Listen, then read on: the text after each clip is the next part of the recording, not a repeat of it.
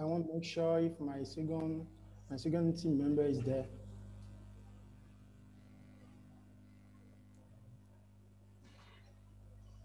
We can see and hear you. Yeah. Sibel.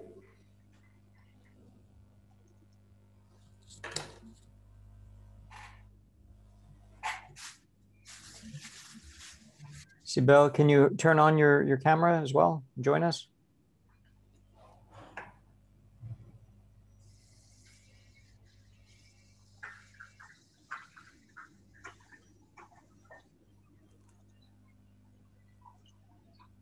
Hi, Miguel Sibel. Okay, thank you. We can start.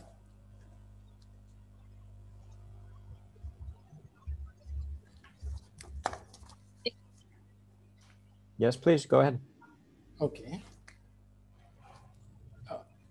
Losing your father at the age of 5 because it was late in funding a medical project he needed to survive can be a difficult situation to live through.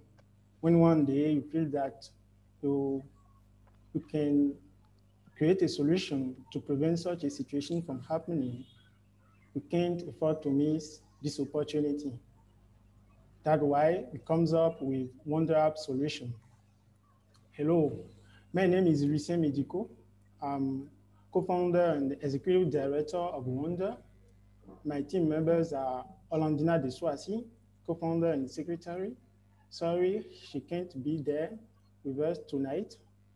The third one is Sibel Miguel, co-founder and accountant. Have you ever gone to 4 or 5 pharmacies before finding the medication you need? Have you ever run out of blood in 3 or 4 blood banks when your loved one is in critical health condition and need a blood transfusion? A few months ago, it took me 2 days before finding a medical project that the doctor prescribed to me. The 2 days are enough to lead my health to worsen. Sibe, you can continue.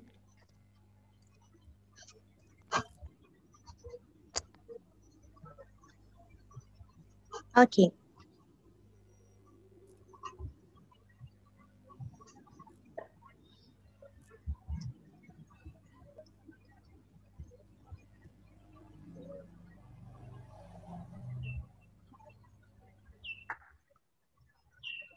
Face of these problems, we propose Wanda, an application which connects patients to drugstores and blood banks.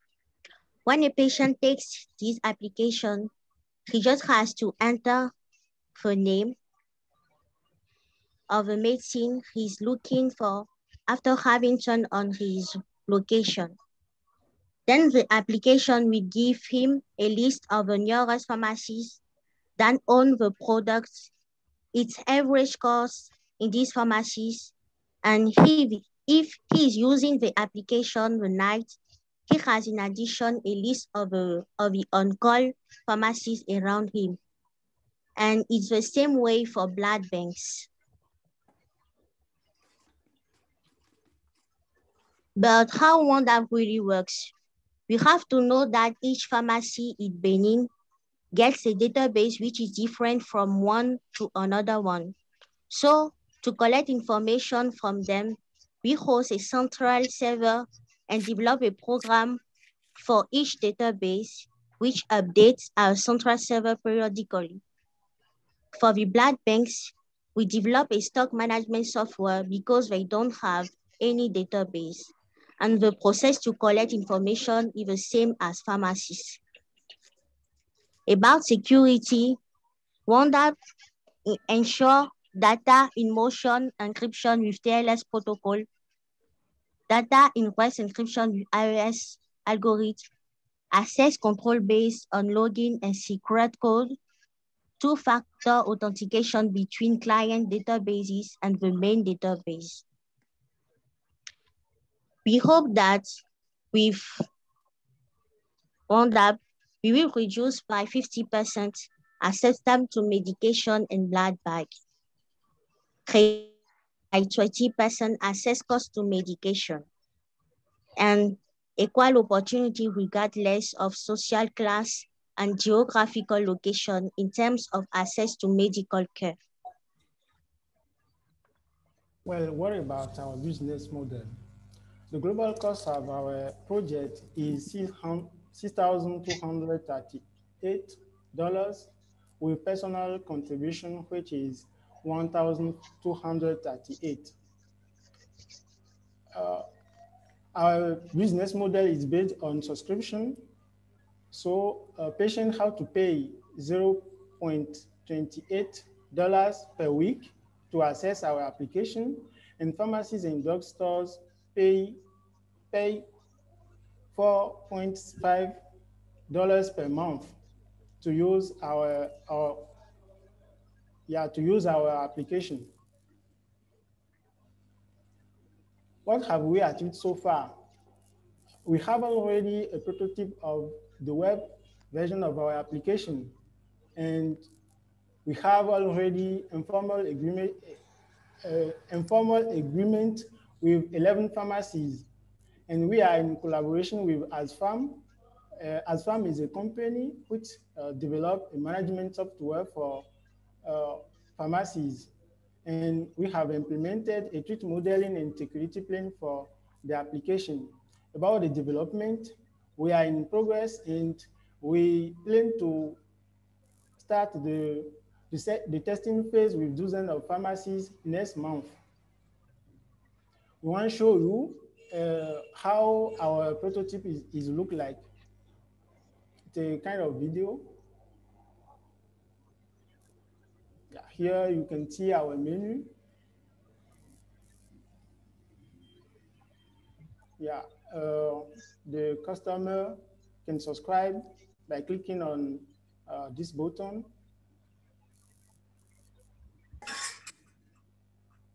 When you want to search, you put the product you need, and here you see, sorry.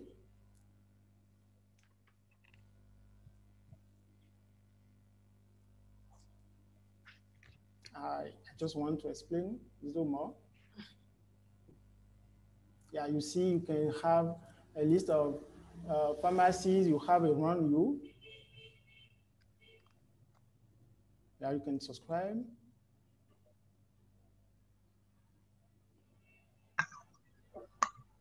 It's here you search the product you need. You just need to type the name, and here you have a list of pharmacies that have the product. And if you click, you have here a list of, you see the information about the pharmacy and a list of insurance agency which work with each pharmacy that have the product you need.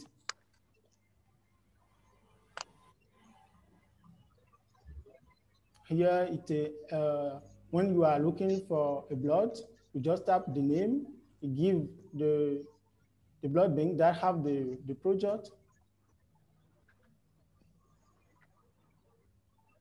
So it's how our prototype look like. Last information we want to add is we are in a stage of our venture where we need more than ever the support, financial support as mentorship, and we hope that when the resolution project will trust our project and support us to help us to change the world for the better. Thank you.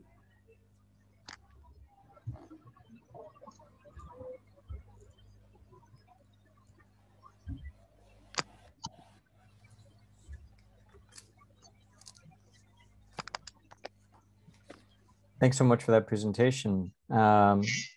Judges, questions? Okay, I'll kick off. Thank you so much for that presentation. I really appreciated the insights in terms of the impact that you hope to have.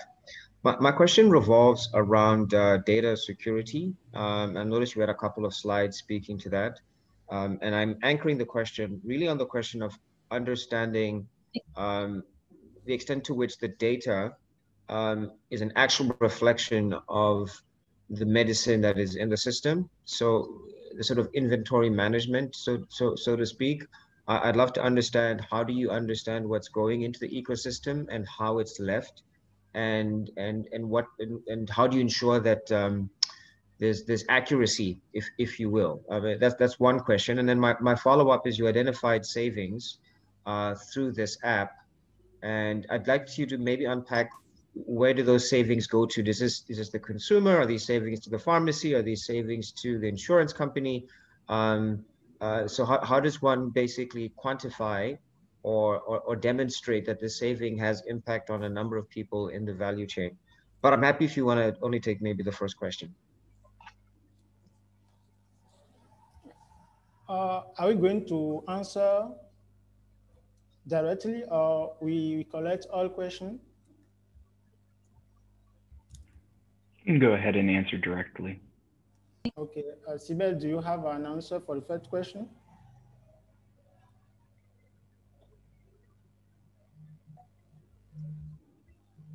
La sécurité pour les data, avec les personnes et Ok, vous parlez français? Yeah, j'ai parlé, mais parler en anglais. Okay. Parce que mes amis. I was waiting. The answer we have for that question is, the measure we take here is according to the discussion we had with cybersecurity professional and according to IPA standard recommendation. Because in Benin, we do not have already a kind of organization that have a measure, a specific measure. That's why we take IPA recommendation, which is an international one. It's based on his recommendation. We select there's a measure in order to protect data in the application. I don't know if the answer is respond to your question. If not, okay, it's okay. Can we explain more your question? I just want to make sure there's space for my colleagues to speak. So I'll be very quick, but you don't feel compelled to dwell too much on that. I just wanted to understand how it works, like literally in real time. So, you go on the app, and let's say you want aspirin, for argument's sake, and it says it's available in the following pharmacies. How do you ensure that the time lag between you getting told on your app that it's there, that perhaps by the time you get to that pharmacy, it's already left? So I'm trying to understand the degree of efficiency in terms of the information and the actual medicine, and also the logistics control. And do you have access to point of sale, or you know what I mean? I'm just trying to understand how you make that. As Sibel was explaining, we have a mini program. We call them API. And there's API inside of pharmacy's system. And the API control the change occurring on database, the pharmacy's database. And it, according to that information, he updates data on our database. Okay, I'm good. I'm good. Thanks. Thank you. Can I just to follow on to that question? Are you partnering with any, or planning to partner with organizations on anti-counterfeiting? In other words, in terms of making sure that the items that are available are what they say they are? Seen some interesting solutions around that, so I'm curious if that's come up, or sort of where that fits in, or if that's not part of what the app addresses. Sorry, can you come again with your question? Yeah, sure. There are issues where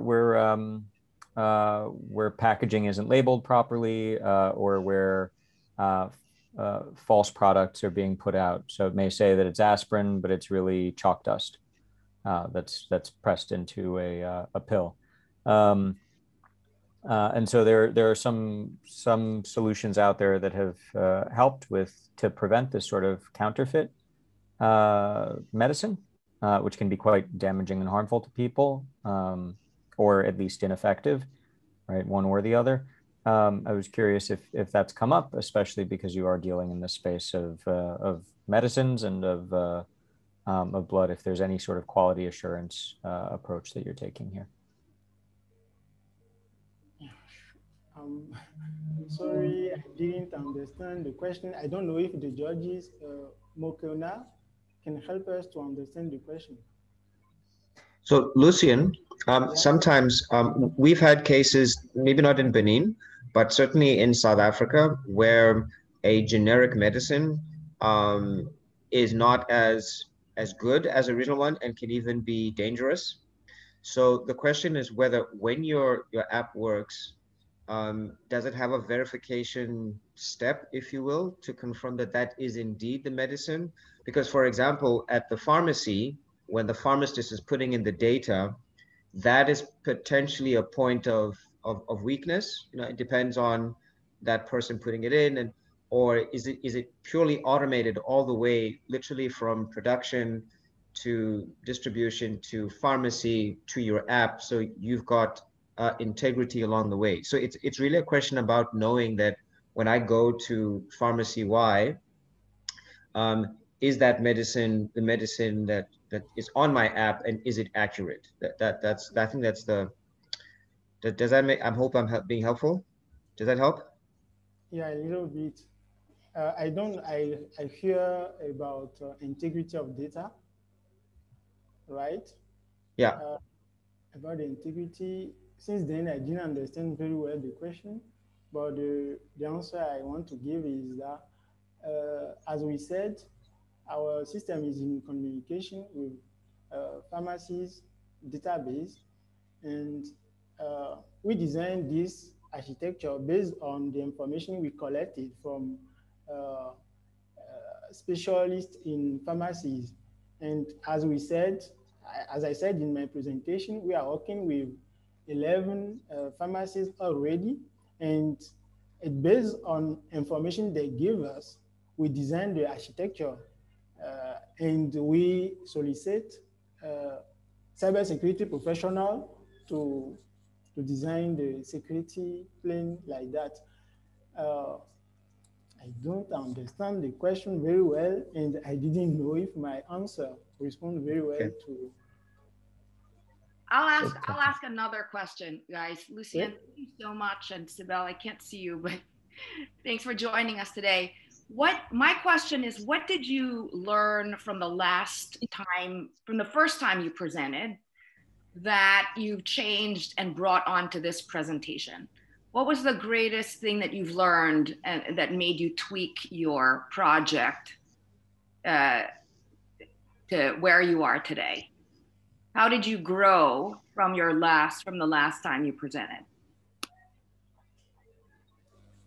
Yeah, here I was saying that last time we didn't have a prototype. Right now, we design a prototype based on information we collected from pharmacies. And last year, we didn't have any kind of agreement with pharmacies. At the kind, we stay in our room and we design the solution. But since last year, we work with some pharmacies, and we are sure right now that if the application is ready, those pharmacies will accept our solution. It was not the case last year. After that, we are not collaborating with ASFAM last year because we didn't know if there is a company named that. While we're discussing with pharmacies, they told us that ASFAM will provide them the software stock management of the pharmacies. So right now we are collaborating with ASFAM, and it helped us to discuss or to go in front of pharmacies, because ASFAM worked with them since 5 years ago. After that, sure, we didn't implement a threat modeling security plan last year, and the feedback we received told us that it is necessary to set up a plan for security. And last year, we didn't move. The stage we are about the development is not the same today. Today we are we progress more than what we had. And as I said, few days in few days we can start the testing application with the pharmacies we have informal agreement. I want to explain it because we didn't have application working, that the agreement we have is informal. I want to make it clear. Thank you. Sibel, I don't know if you are there to ask, to add answer to my.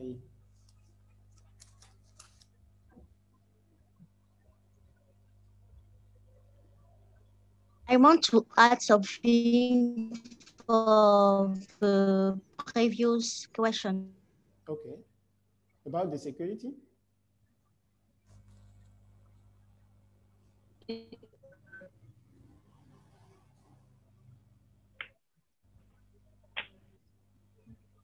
Unfortunately, that is all the time that we have for the Wonder team to present. Thank you for presenting, Lucien and Sybil. The next team up will be excuse me. It will be St. Rita Innovation Hub with Roy Ford and Hamda. So Roy Ford and Hamda, if you can, turn on your videos and go ahead and share your presentation using your screen share. As a reminder, you'll have 20 minutes total to present your venture. We really recommend that you limit your initial pitch to 7 minutes, allowing for 13 minutes of question and answer. Once again, I will be keeping track of time to let you know on the right. And as soon as the judges are ready, with just a thumbs up if you're ready to move on. Awesome. Awesome. Then whenever you are ready, Roy Ford and Hamda. Hi, everyone. I hope you can hear me. My name is Rita Motegi, an undergraduate student at Multimedia University of Kenya. I take a Bachelor of Science in Applied Physics and Computer Science. I'm the project director at Dreamrise Foundation, and I would like to welcome my colleague to introduce herself. Welcome, Hamda. Greetings, everyone. I'm Hamda Said Ali from Kenya. I'm a third-year student at Kenyatta University taking forensic science. I'm the project administrator at Dreamrise Foundation and an alumni of Olive International. And our social venture is titled St. Rita Innovation Hub, which is based in Tirimiti area on the eastern part of Kenya, where our theme is finding solutions to the global education deficit for under-resourced areas in Kenya. And our main area of focus are as follows: high unemployment rates, lack of global exposure, and lack of safe spaces for learning, which is brought about by increased poverty levels in the area. And here are the solutions we came up with. The solutions will be targeting the high school students from Form 1 to Form 4 and the unemployed youths, that is the age bracket of 18 to 23 years in that community. And the solution are as follows: establishment of public access library. First, we will start with the comprehensive mentorship that is in partnership with mentors from Dreamrise Foundation, and establishment of the public access library and the digital literacy skills. So our timelines are as follows: we'll be accelerating the mentorship journey, which we started back then in 2019 through empowerment, by the establishment of the public access library, which we hope to open it this year, August, up to this year, August, and probably maybe have it completed by next year, January. And the digital literacy skills, which will be impacted through the ICT Innovation Hub, which we hope and anticipate to have it next year, January. With that, I allow Raiford to take over. Thank you. Thank you, Hamda. Now, as a result of what Hamda said, we came up with a budget for us to be able to start this project that totals to approximately 18,150 US dollars. This caters for the furniture that is needed for the library, the computers and the accessories, the printers and scanners, projector and screen, and some administrative costs. Besides, we know that this project is going to incur some recurrent costs. Things like Wi-Fi, paper rims, ink cartridges that will be used here, they are going to recur. And then we also have the electricity bills, the stationaries that we need for the use of this library, Innovation Hub, and the administrative costs that are going to be incurred as well. We came up with a revenue model on how we can be able to generate some income to sustain this project. We negotiated with the school where we're establishing this library, if they could be able to come on board and support us with some funds, and they agreed that because they lease land to the local communities, they can be setting aside 10,000 Kenya shillings after every season to support this project. Besides, we will be selling t-shirts and wristbands through Dream Rise Foundation, and some of the raised amount through these two projects will be used as well to support this project. We met with the Broderick Entertainment Industry, and they agreed to support us as well to run this social venture through organizing for the live music concert annually with at least that invited guests, and we get a quota of what is raised as a result.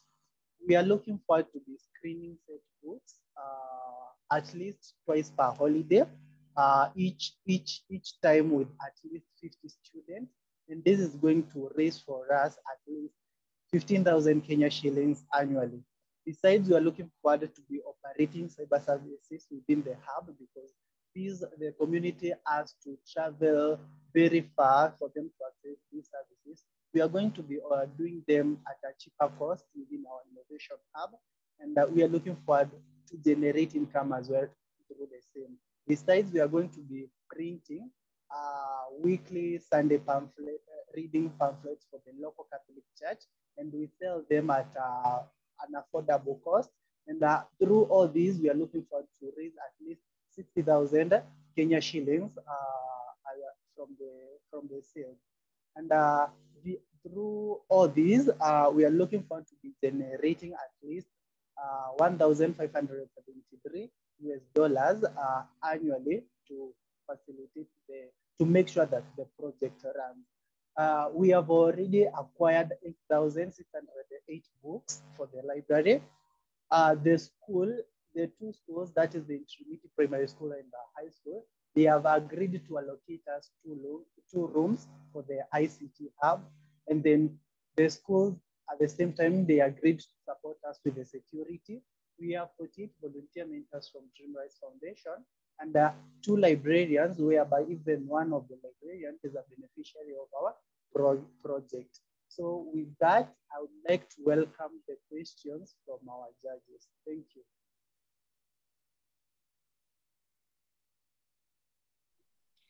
So Geraldine asked a really great question of the last team. So I'm actually going to start with that. What have you learned or done since the last time that you were here? And if you could phrase that based off of some of the judges' comments last time, let us know what those were, and then tell us what you've done. A very good question. Thank you for that. So from the last time, we were told that our idea was too comprehensive and the starting of our members was too small to handle our project, because last time we were pitching about the library and the ICT hub. Since then, we wrote proposals and we looked for a few partners to come on board and support us in terms of the library, because in this stage, the library was our very first stakeholder phase of this project after mentorship, as we accelerate towards the empowerment. So we got supporters, Hindi's library from US. They supported us with 2,000 books. Books for Africa supported us with 3,000 books. We had Maktaba Inclusive Mashinani Foundation. They supported us with 500 books. And as a result, some of the other books that we had raised, we were able to come up now. And those are the books that we look forward to use during our implementation of the library. So we have been able to grow as a result. We were told that still,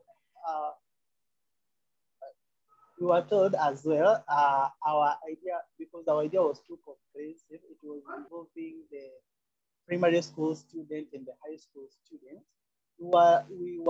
We start back with my team. We consolidated the ideas and looked for ways by which you could work, the ways by which you could work without training, because we are students as well. So we agreed to be conducting, we have been conducting the digital literacy programs using our own laptop, because the students have closed their schools for the last, in between the time we pitched last and this time. So we've conducted two digital literacy trainings using our own laptops. And then after we sat with my team, we agreed on just involving the high school students in training them about the basic digital literacy programs, like about using especially about the computer packages. And then we agreed to have on board the unemployed youth within the community, that in between the age brackets of 18 years to 23 years, to have them trained on technical and vocational skills.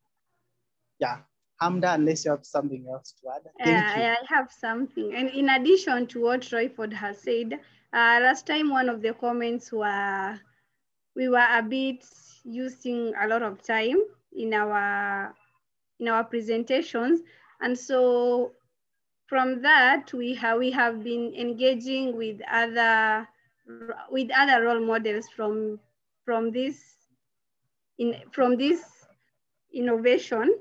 So, and then we have been conducting practical pitches over the weekend, that is every Saturday, since beginning the practical pitches began when we received the message for the second time pitching from Resolution people. And we are very grateful for that. And we took our comments, and we took the comments positively and rectified from it. Yeah, thank you.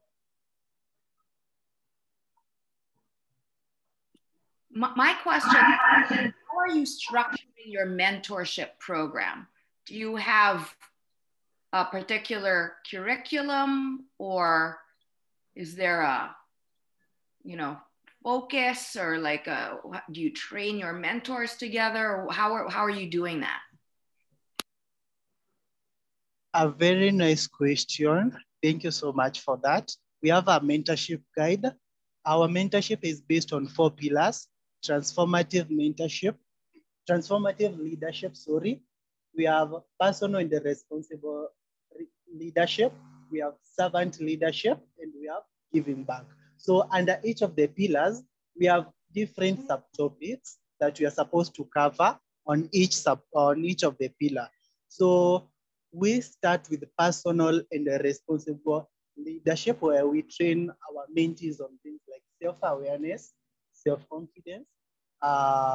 There is also academic excellence in terms of setting. So yes, we have a curriculum guide that is there for us to be able to give us a direction on how we are supposed to conduct our mentorship. Besides, in addition to that, we also have a mentorship guide on how we are supposed to conduct ourselves during and after mentorship. We have our mentorship is personalized, whereby we pair a mentor with at least 2 or 3 mentees. And from there, it's a journey in between for them where they work with these kids, not just during that one day, but it's a period of time. So since 2019, all the mentors that we have, we actually have even a list of the mentors that are on our program. We are 123 in total. So we have paired each with a certain mentor, and we have been working with them all through. So yes, it's a journey, and we appreciate for that. Yeah, and in addition to that, can you please share the partnership and collaboration slide, Rayford? So we've been having various partners, or I'd say collaborators, during this mentorship journey, whereby like for the Ladies Heart Foundation, they help in menstrual hygiene management. So through our plannings of the mentorship guide, we do have a separate girl session whereby they are trained on this menstrual hygiene. We also have Nivishe Foundation, who are there to help in mental health awareness and management. We do have the Amani Counseling Center and Training Institute that provide guidance and counseling sessions to students with psychological issues. Yeah, and our anticipated at the border hub that will take part and help us probably or borrow ideas from them, since they are operating an innovation hub currently. Yeah, and resolution project in the long run, yeah, for the mentorship and the networking opportunities. Yeah, thank you. Will you be able to serve every single young person that wants to be in this program, or are you going to have a selection process? And if you are going to have a selection process, how are you planning to handle that selection process?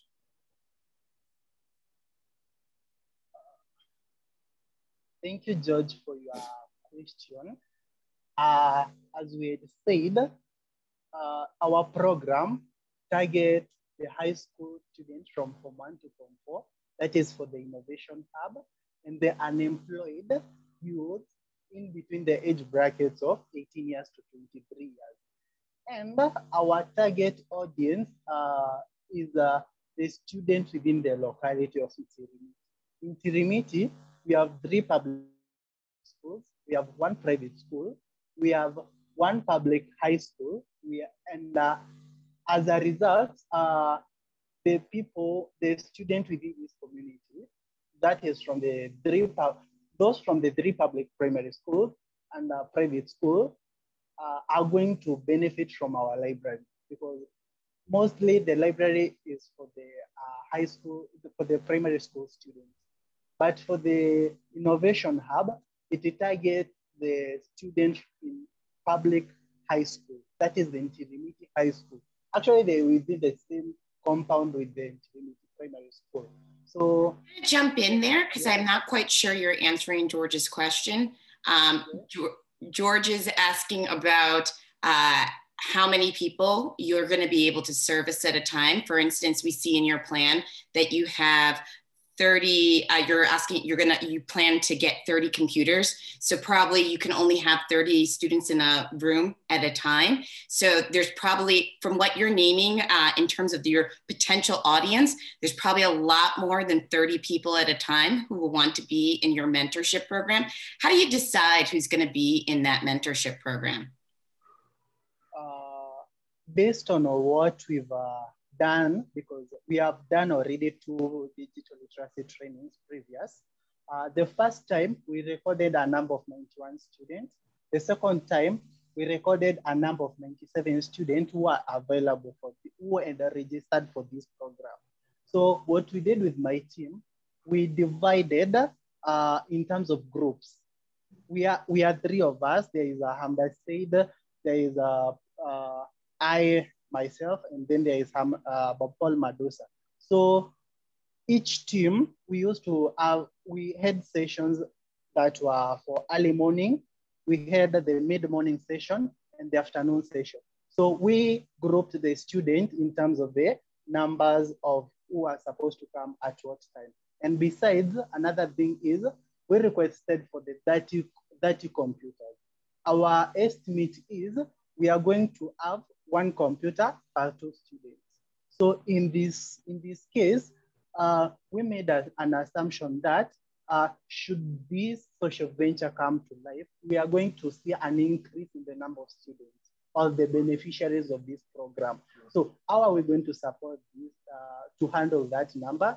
So we chose to have 30 computers for 60 students at our goal. And then because of the COVID and the whole issue of the high number of students, we are going to still borrow the idea of having group sessions whereby we have a very, very fast group in the morning, the second group in the mid-morning and the afternoon. But we do once in a weekend. We have done only twice. Okay, thank you. I know McKenna has a question. I'll go quickly. Thank you for the presentation. It strikes me that we are currently engaged in a virtual environment, and your last description about the 30 to 60 computers and so on. I'm just wondering, how does COVID impact in terms of your thinking with regards to impact because of the focus on hard infrastructure? So if you could maybe talk to us about the soft infrastructure. I do get your point about lack of infrastructure to support internet accessibility, but are you thinking differently in terms of how you could scale this and how could the hub go virtual? Or is it quite intentional that the person-to-person engagement is where you'd like to focus? Thank you so much for your question, Makeka. So we have the Canopy Lab, and actually the very first time Kenya went to lockdown, it's the time we came up with the partnership with the Canopy Lab. In this time, we were looking for a way by which we could take our mentorship virtually. So in this time, the Canopy Lab came on board.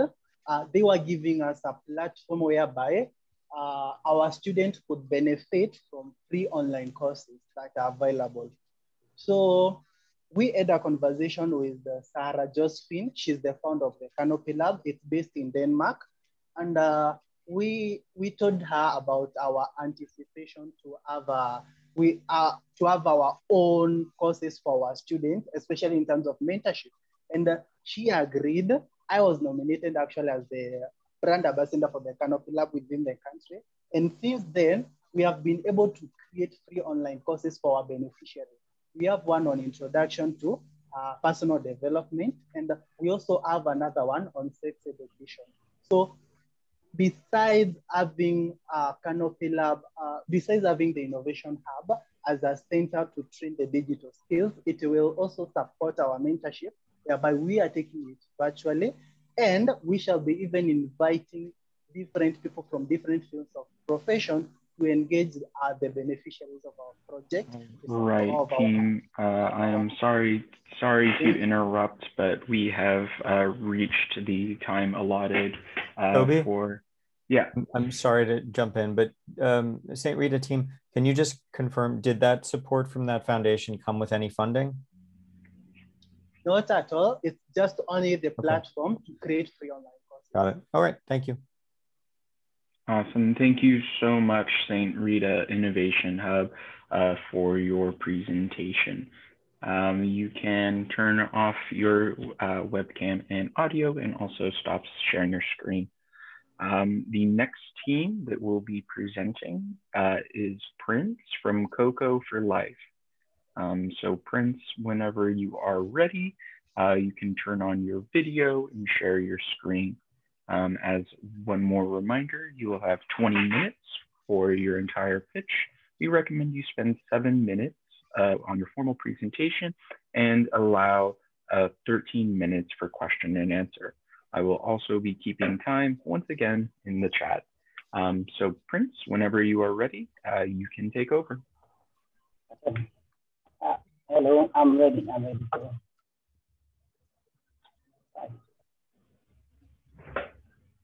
You may begin whenever you would like.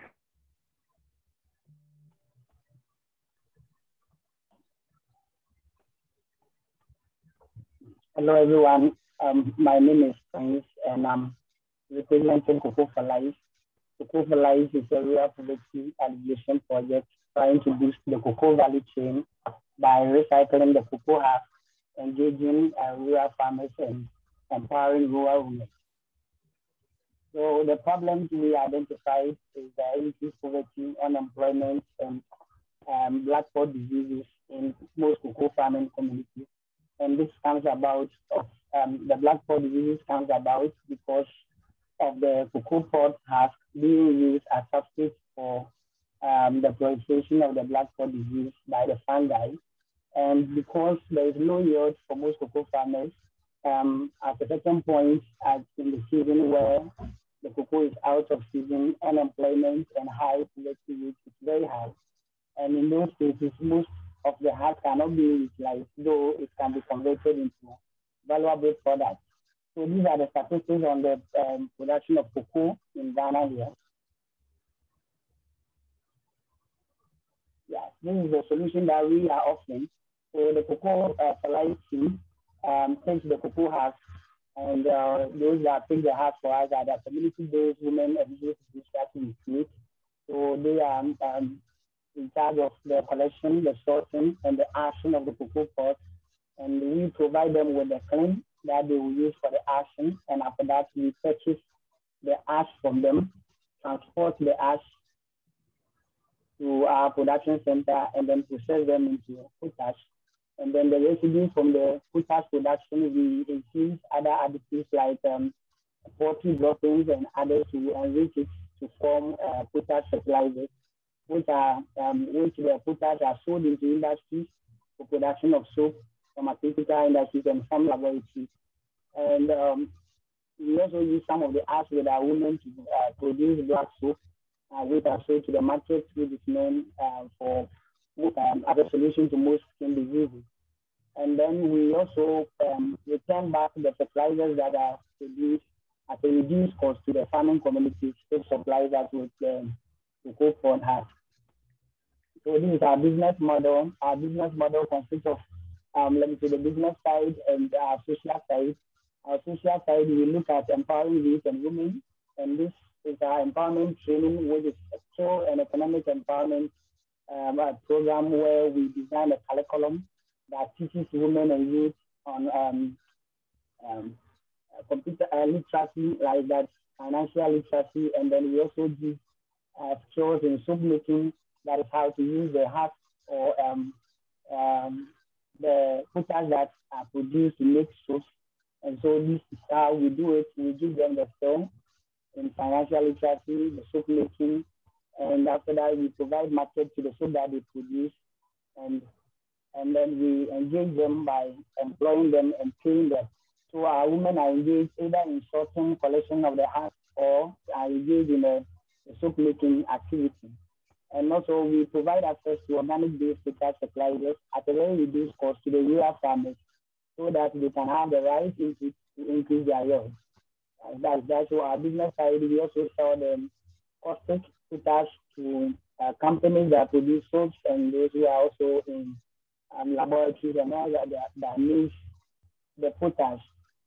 And our fertilizers to return to the farmers, as I said. So this is the impact our business model is having. It's one, boosting the cocoa value chain, because we are converting the husks that are supposed to be waste into potash and fertilizers. We're also providing economic opportunities by creating a venture that allows them to engage in soap making, and also to engage in the collection, the sorting of the cocoa pods and the ash. We are trying to also provide a cleanup technology in the control of the black pod disease. That's the cocoa pods that are supposed to remain in the farm and serve as a substrate are taken from us, and then we use it for our production. And then we give skill training, that is the financial literacy, family planning, and entrepreneur skills so that these women can manage the soap venture that we create with the women with charity. So these are products. That is the black soap. This is a model of the black soap that we produce, a well-packaged black soap. And then that is the potash fertilizer house in them. And we also have the caustic potash that is used for production of soap and other products. These are the benefits that we are providing. We are improving the living standard of the farmers, and so we are also creating jobs for the youth. And our technology is also helping in the control of the black spot disease. And our soap is also action fighting, and it's helping people restore their confidence. These are marketing strategies. People for Life, we look at engaging with agrochemical shops where we give our fertilizers, and then we look at cosmetic shops that take our soaps, and then supermarkets where you can get the products, the soap products in them. And we also engage with community farm groups where farmers who have put themselves into corporations and groups, we engage with them so that we can be supplying them with the fertilizers at a reduced cost. And then we also serve roadside farmers and households with our products. Our distribution channel is always through the available transportation services like the intercity transport, SVC, and STC.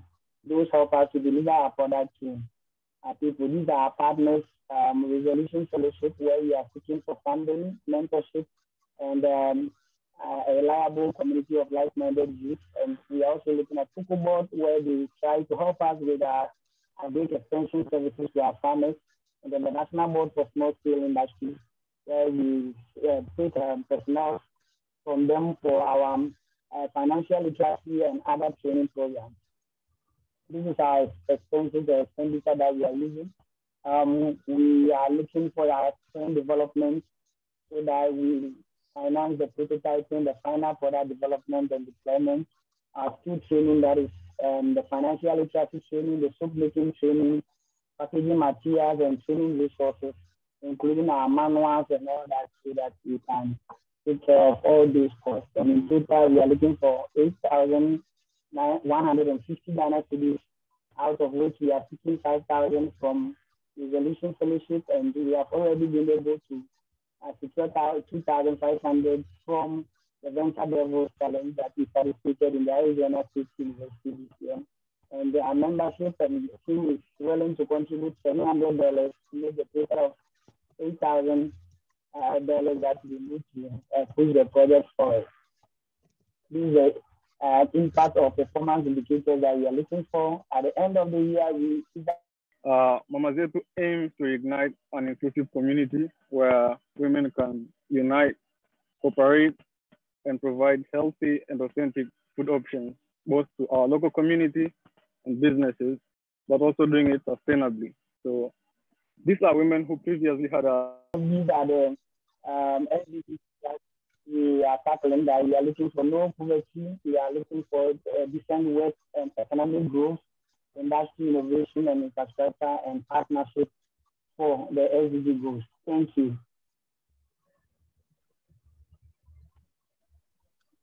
Hello.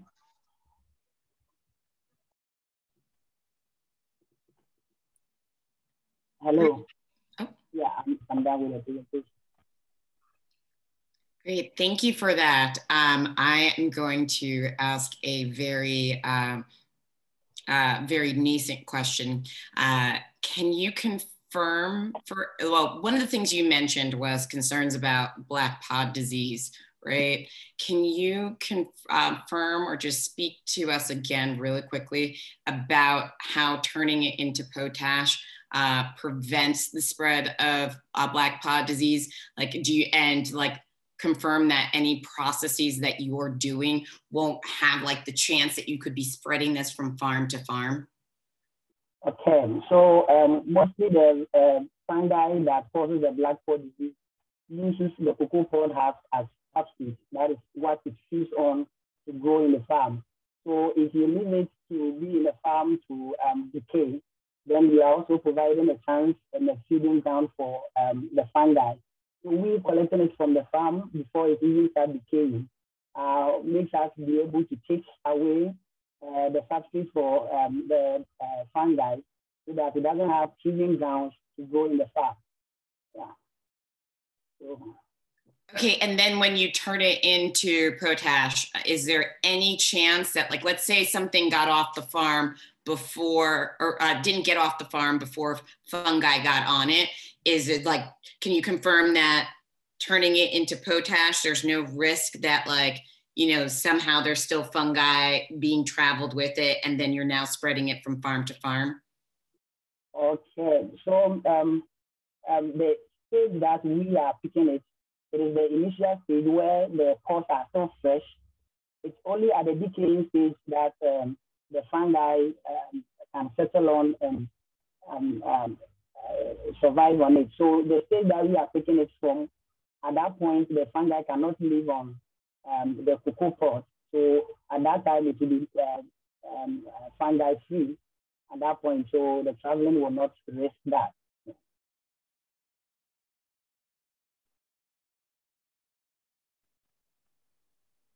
So combustion processes produce waste products. That's been one of the major drivers for climate change. How do you manage for those sorts of outcomes? Is this a particularly closed process that's particularly clean? What's the power source for it? How do you manage all of the energy related pieces and the waste that this process generates as well? Okay, so that was a challenge, a question that we met last year. So what we do is our kiln that we use for the combustion is 3-layered brick, and that is a well-designed kiln, a modification of the existing one to be able to retain the smoke that are supposed to come out. And you know, smoke is a gas, so no matter how we put in everything, there are some amount of smoke that still comes out. So what we do is we install backhouse at the back of our timing so that it strips off the carbon monoxide, which are pollutants to the environment from it before the small amount of smoke that is coming from our timing comes into the environment. So the system has smoke retention chamber that is reducing the amount of smoke that can come out, and the little amount that comes out, we install backhouse to strip off the harmful content that is the carbon monoxide out before it gets into the environment. So we consider the environment in our process. Thank you. I have a question about the receptivity of, you had a risk there about the customer receptivity to the product. Are there no similar products on the market now? Why did you mark that as a risk? Is it just your particular product or the cocoa product in general, like the soap? Okay, that is the soap in particular. That is why we map that as a risk. And the black soap that is known in the Ghanaian market is not well packaged black soap. And it's the color of the soap is as black because of the quality of the powder they use. Most of the action powder that we are using is not effective, and our own is targeting 95% purity. That would mean our soap will come with a different color as the normal one that is known. It will come as a clear soap. And so it will take some kind of marketing and advertisement to draw people's attention to that, the fact that it's also a black soap, but the color difference is because of the purity level. So that is the market with the purity that we are talking about is concerned with that. So it's more of a color, but the actual product is already on the market, right? It just looks different? The actual place, yes, it's already on the market. Okay. And it's selling well, like the other products? Yeah, especially those who care about packaging and how products look. You know, most of our black soap are just put in paper, the cement paper packaging.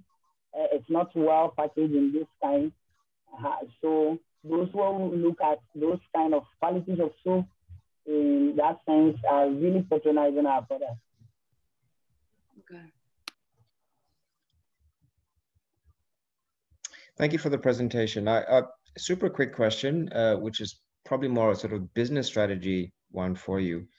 Would you ever consider getting investment or partnering with the cocoa companies? So, because they're producing the husks, which you are, obviously, putting into a circular economy.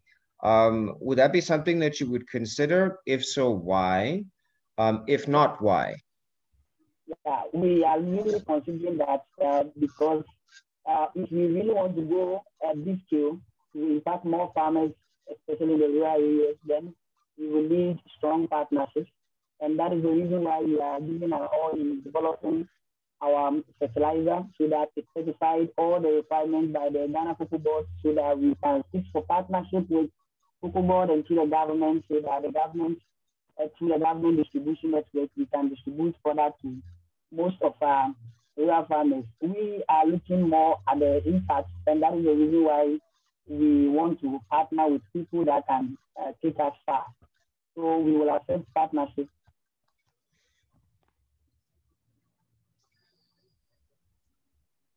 Thank you.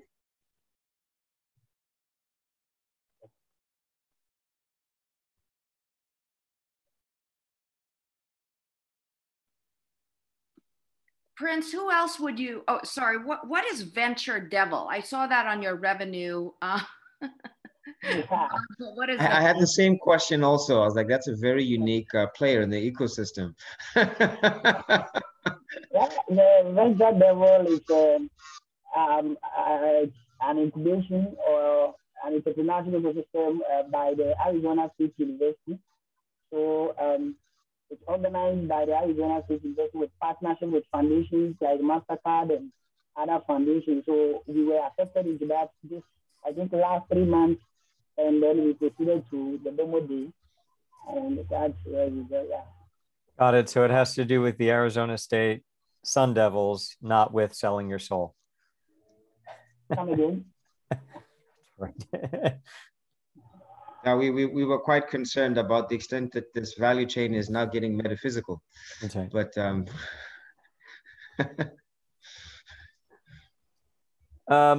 Prince, can the cocoa industry in West Africa and in Ghana it's particularly well documented that it's a problematic industry.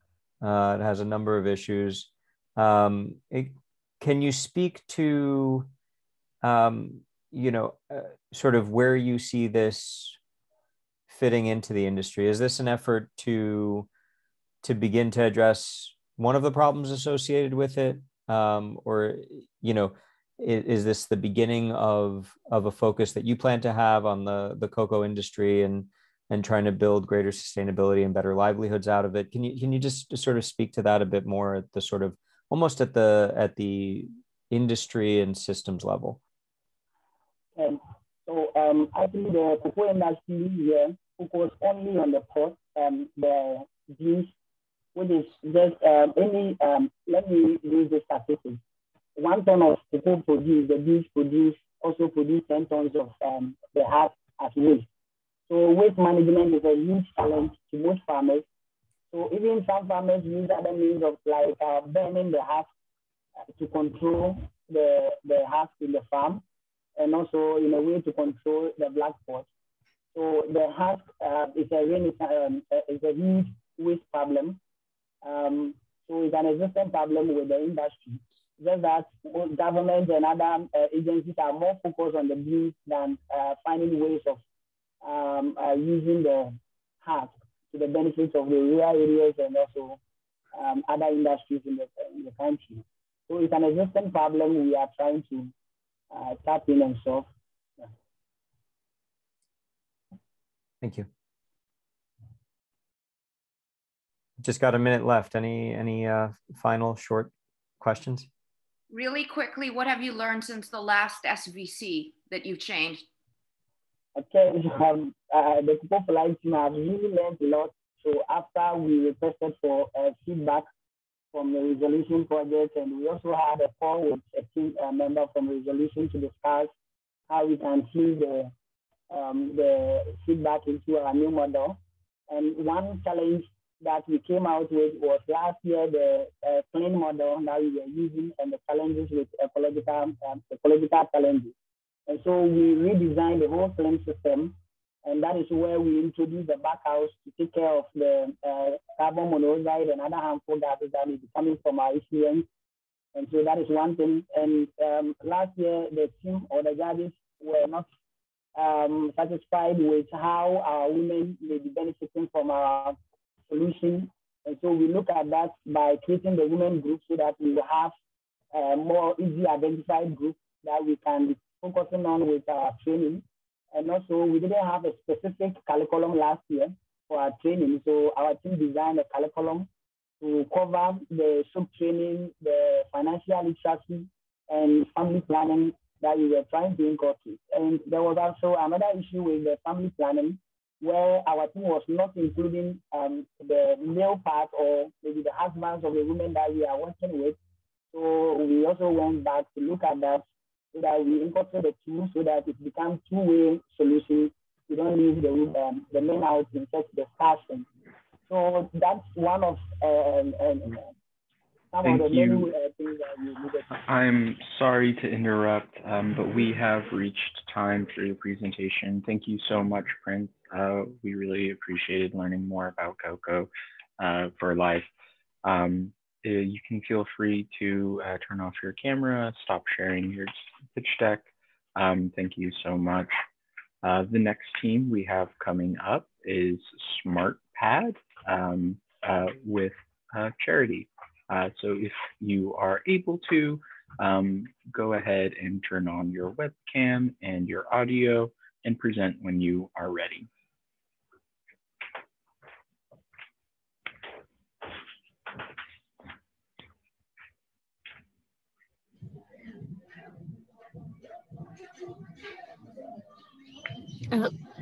Could you enable me to share the screen? Are you unable to share the screen? Mm-hmm.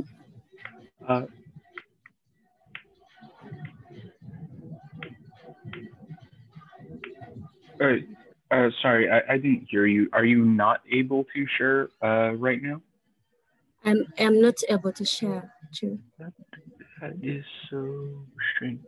So select the cam and pull up. Let me try one more time. I'm not sure.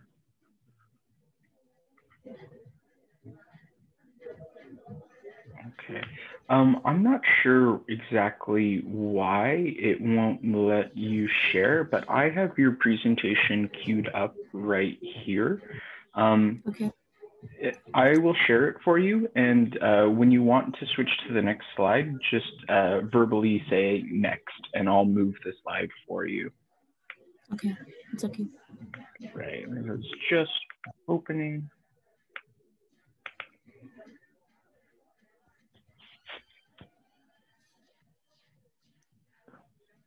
Right.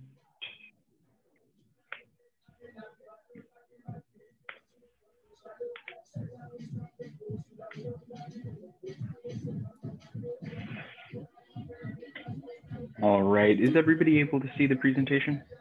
Yes, it is. Wonderful. Whenever you're ready, go ahead and start, and just say next, and I'll move slides. Okay. How would you feel if your own daughter or niece moved out of school because they cannot afford quality reusable sanitary towels? Ladies and gentlemen, my name is Ainembaba's Charity. I'm a Mastercard Foundation Scholar at Makerere University, pursuing a bachelor's degree in commerce. And I'm in my second year and the founder of SmartPad. My co-founder is Wambale Arnold. He has not been able to present with me because he's a non-Mastercard scholar. So SmartPad is here to give us affordable, reusable, and simple to use sanitary towels to restore the dignity of females. Next slide. From the interview we took in 2019, 7 out of 10 girls were having challenges in relation to menstrual hygiene, poor practices. The basic problems to these challenges were because of inadequate sanitary towels, menstrual hygiene practices because of poor menstrual hygiene practices because of lack of knowledge, psychological trauma resulting from their fellows, then cuts and wounds. These girls have suffered challenges of being girls. They have suffered the consequences because they cannot change the fact that they are girls. So they have done everything, they have done anything ranging from using papers, leaves, rugs to see themselves go through the red days. And these materials that they're using do not guarantee them a healthy menstruation period. So they come up with different effects, which are bacterial infections, viral infections, skin rash, and fungal diseases in relation to the menstrual hygiene practices. These causes do not only affect the persons, but also go ahead and affect the community at large, because I have a scenario in my community where people are exempted to sit in sand and running water when they have their menstruation periods. So where they're sitting, this is the water that the community uses, and it could go ahead and affect the other persons to bring up diseases like cholera, dysentery, diarrhea, and typhoid. Next slide, please. There are a number of interventions doing the same cause, like smart pads in Uganda, such as Always Pads Uganda, the menstrual cups. However, these are only accessible to people in urban areas, leaving out those in marginalized places like refugee camps, village areas, and displaced places. SmartPad is here to put up all these questions that people have been having. First of all, it is affordable. SmartPad is going to be affordable. It is accessible because we intend to take these materials even to those places that have been left out always. The longevity is super because of the quality that we are going to be using.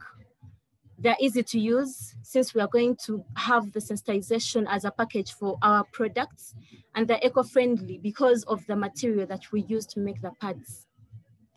Next slide, please. The social impact.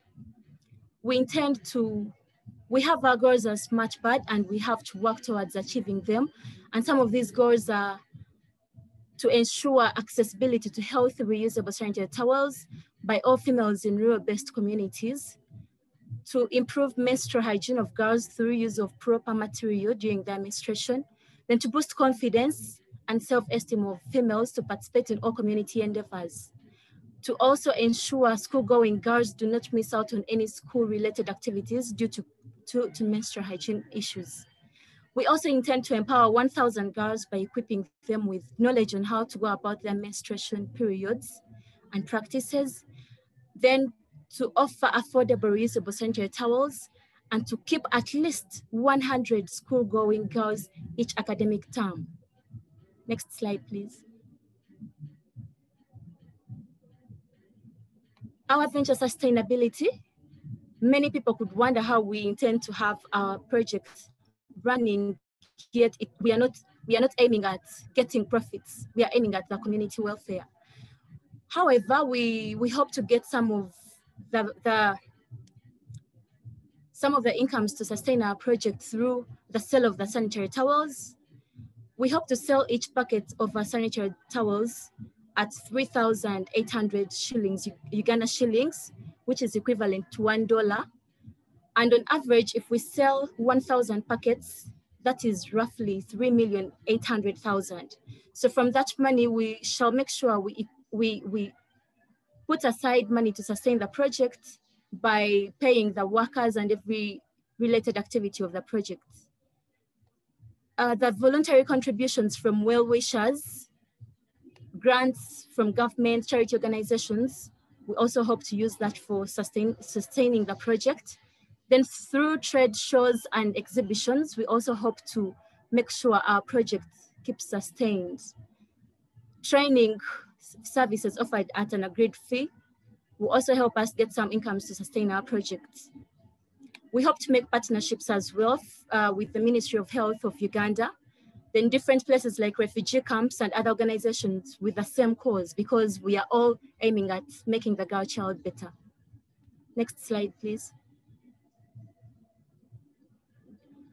Our uniqueness, we will take the initiative to reach out to places that have always been left out. And these places are the marginalized places, the rural areas, refugee camps, displaced places. So we hope to take the initiative to go as far as those places and have our materials put to those areas. Then affordability, they are going to be affordable. And then we have the sensitization bit of it. We have to give our customers knowledge on how to use the sanitary towels. And more emphasis will be put on the maintenance of these sanitary towels. Remember, these are reusable sanitary towels, so we have to maintain a lot of cleanliness with them. So a procedure will be given and more emphasis will be put on how to clean them using clean water and mild soap. They'll be hung in sunlight, direct sunlight, to remove the stains and also to kill germs for their safety. Next slide, please. What we have done so far is groundwork of sensitization on how to do about menstrual practices and equipping schoolgirls with knowledge on the do's and don'ts during the menstrual periods. However, we haven't started the actual production of quality products because we don't have the necessary equipment. Next slide, please. This is our leadership structure where we intend to have the managing director to run the strategic planning, then the operations manager in charge of the daily running of the businesses, then the secretary for bookkeeping and other communications activities. Next slide, please. Our work plan, we have a 10 years work plan, and in the first year, our main emphasis will be purchasing raw materials, training the human resource and mass production, branding and sales. Second year, we'll only emphasize expansion and quality assurance. In 5 years' time, we'll start mass production center in different regions of the country. And in 10 years' time, it will be expansion and maintenance. Next slide, please. Our target market are the rural-based communities. That's our target market, and these are the girls in refugee camps, girls in displaced places, students in boarding schools, females in marginalized places like villages. And we hope to give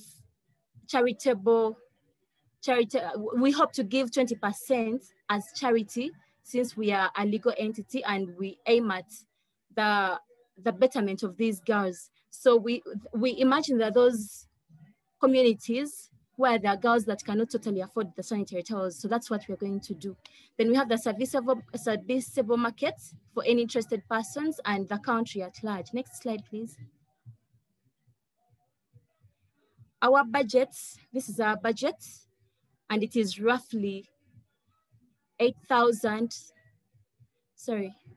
roughly $3,801.1 US. I am unable to see what's behind the screen, but $3,800.01 US. Next slide, please. Thank you for listening.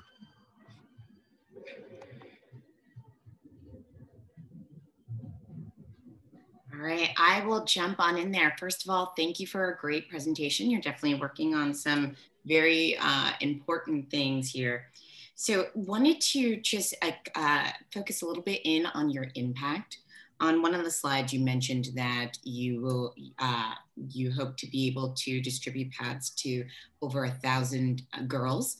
But then you also noted that, through your efforts, you were hoping to keep at least 100 girls in school for the next term. Can you talk to us a little bit about, why,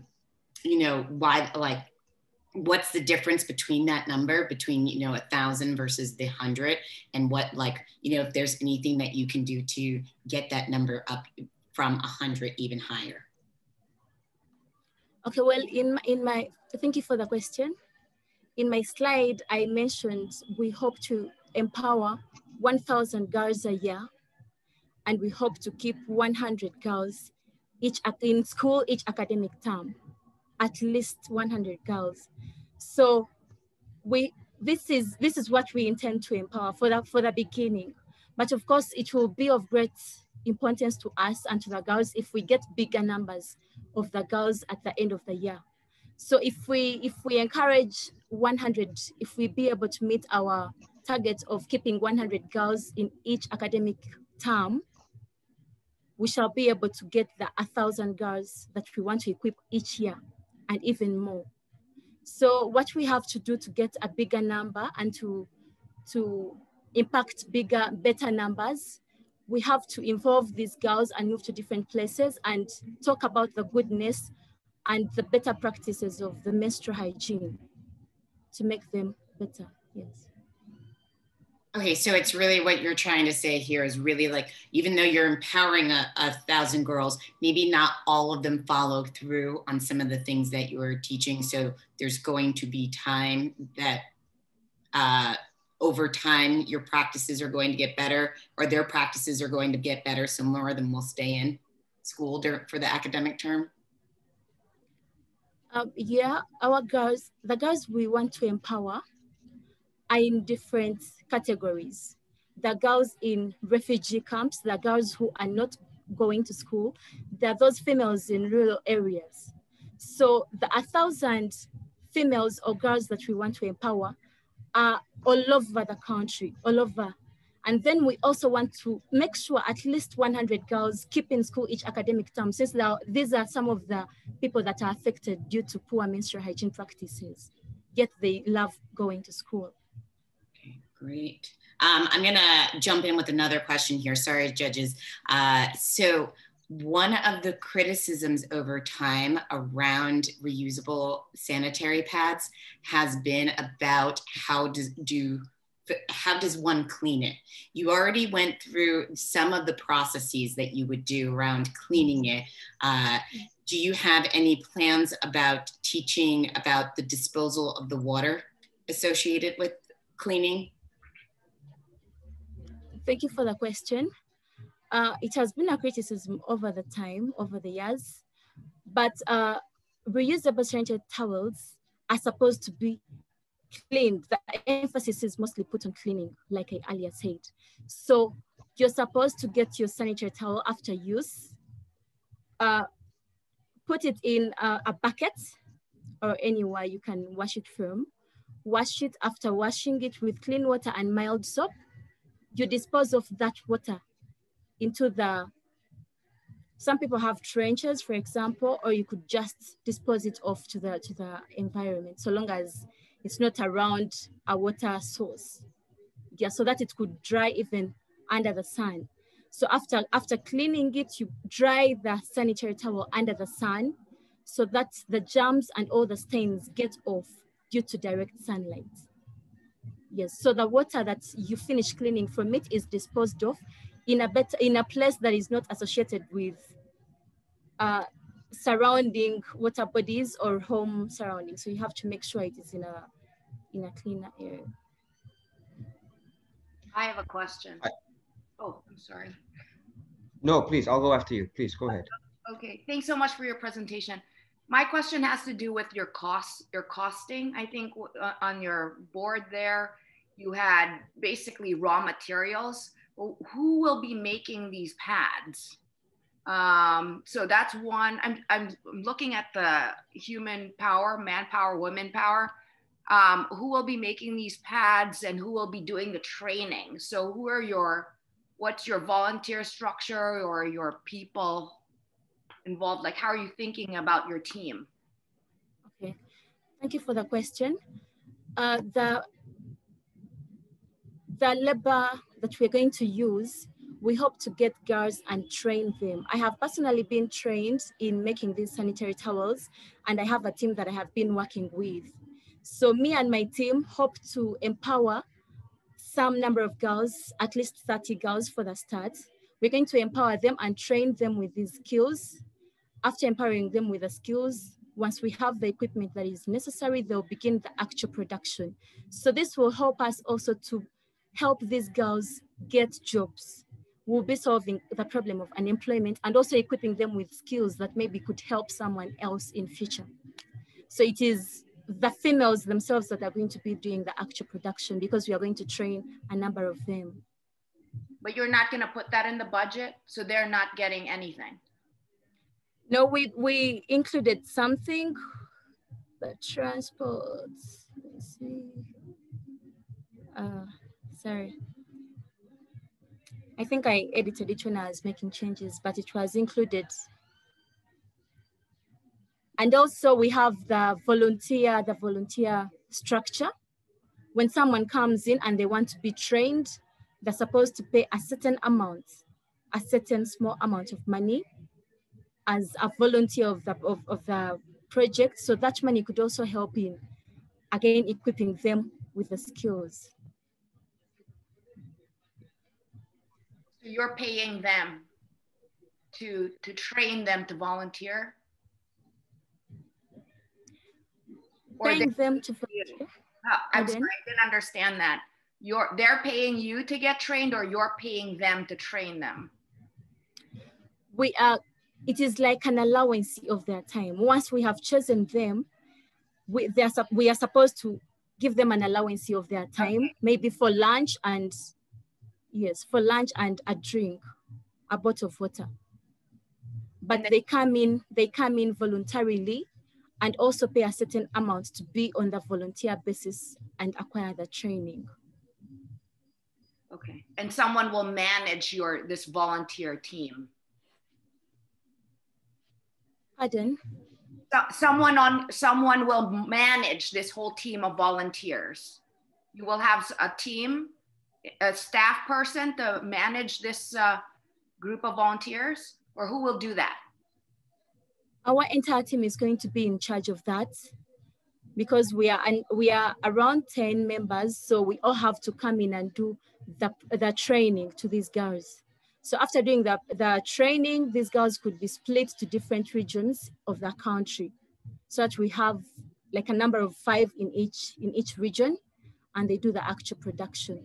So we just want to have an equal number of people in different regions to do the actual production when they have been equipped with the necessary skills from the main team. Great. Thank you for the presentation. I think there's only 2 minutes left, so I'll probably convert my questions more into comments. I think it would be probably useful to think carefully about what is the unit cost, because as you rightly describe, if one of the pads are being washed and is drying, presumably that person would still require another one.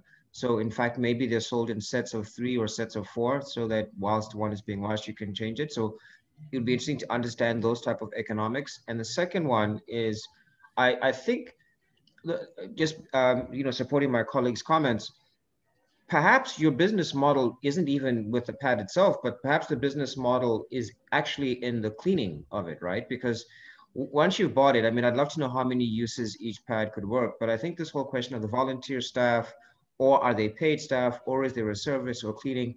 So in a way, maybe the secret here is a business model around use rather than purchase. So once you've bought the pads, then what do you do, and how do you create an economy around that?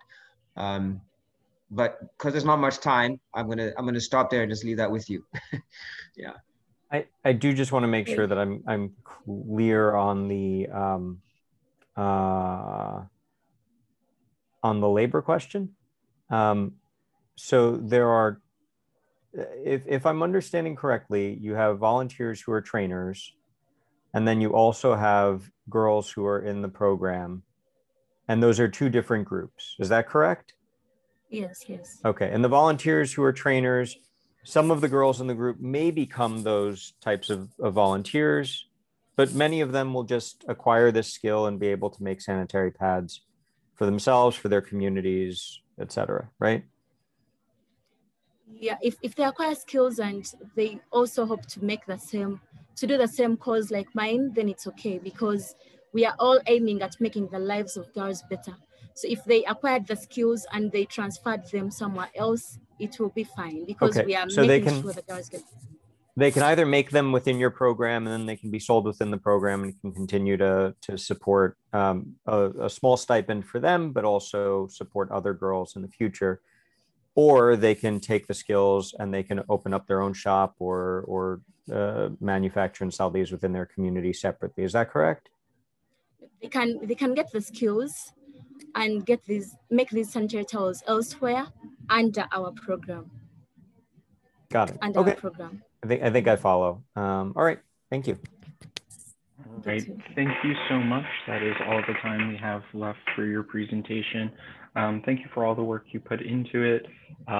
You can turn off your webcam and audio now. The next team presenting will be Brandello Panama. Christian, Erica, and Celeste, whenever you are ready, you can turn on your cameras and share your screen.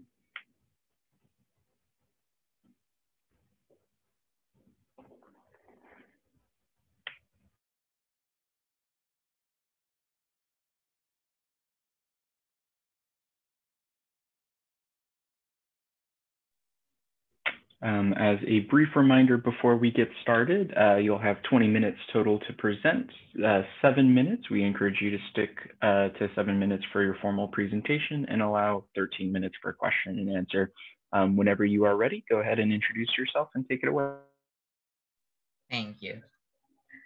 I would like to share the story of young Panamanians between 17 and 21 years old who found in 2018 Brandello, an award-winning project in the Latin American Citizen Action Laboratory, an initiative organized by the Panama Canal and Youth United for Education. Brandello Panama is a project that, in order to achieve enhanced logic mathematical performance, uses neuro-linguistic programming, NLP, and multiple intelligences on beneficiaries to attain maximum individual results. Hi, I am Christian Castro, and with my colleagues, Celeste Flores and Erica Núñez, we are co-founding members of Brandello Panama. We have implemented our project successfully in 2019 in our in-year series primary school with 18% improvement.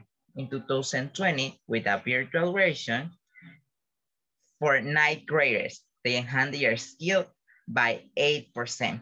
In the first semester of 2021, we worked with young women at law enforcement facilities and had a 12% improvement. Presently, we are preparing our 2021 nationwide intervention for 9th graders. We are focused on a traditional, difficult, and crucial grade level for students. We aspire to cater to students who are in need of basic math skills and have been studying in an environment with the social distancing. What are we planning to do? We have a 3-month nationwide program.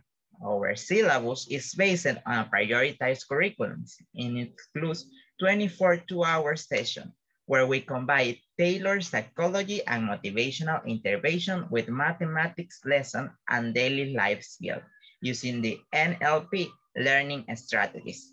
Our classes are programmed to respond to learning needs and prioritize competence with performance indicators. Baselines are determined using pre-tests and post-tests are carried out after all interventions. A report and manual of the entire process are prepared to assure successful applicability. Brandello also motivates students to become empowered in their learning process. To achieve this, we work to increase their emotional intelligence and their self-knowledge. Workshops include introductory tasks and visual materials. And students are encouraged to participate in either speaking, drawing, or writing. For instance, in one activity, they are asked to dramatize why they're considered the best communication styles, or they may be struck to draw symbols that represent their strengths. Next, please. The cornerstone of these methodologies are multiple intelligence and neuro-linguistic programming. These tools are used to adapt to the ways students perceive the world and their learning styles that may be visual, auditory, or kinesthetic. We work directly with neuro-linguistic programming using techniques based on each learning style. For instance, students who learn with kinesthetic style may be required to move and use his body. Musical videos in the case of auditory learning, or drawings, diagrams, images for visual learners. And what makes Friendly unique? We tailor-make our teaching plans, adapt our methodologies and techniques based on the student's learning style. We not only teach them about mathematics or emotional intelligence, we stimulate them to be motivated and commitment to their learning. Achieving these milestones is not possible without our volunteers, who are trained comprehensively. Once they enroll, each volunteer has one-on-one interview with our co-founders. It is checked if they meet the profile to become a Prendelo tutor. They are also asked to complete tasks based on their skills and background. During the first training week, volunteers learn about Prendelo. The second week is devoted to general psychological capacity building sessions, where they learn how to interact with teenagers and techniques associated with neurolinguistics programming and multiple intelligence. And the third week, volunteers work on the content and methodologies that they will use as tutors. During the last week, all volunteers are exposed to effective teaching strategies to achieve significant learning. Each week has 3 2-hour sessions. Trainers are specialists such as psychologists, pedagogues, and mathematicians. Next, we have plans to expand and work on a larger scale, reaching 100 students. We expect to provide more comprehensive support with internet access and technological devices to ensure inclusive quality learning in an environment with social distancing. Next, we already have official partner organizations, but also we are formalizing a strategic alliance with the second largest university of the country, the Technological University of Panama, in order to have students, volunteers who will be able to complete their social service required hours at Prendelo Panama. In addition, in order to reach the students' beneficiaries, we are in the process of formalizing a strategic alliance with nationwide representative students of the educational community. Next, our budget.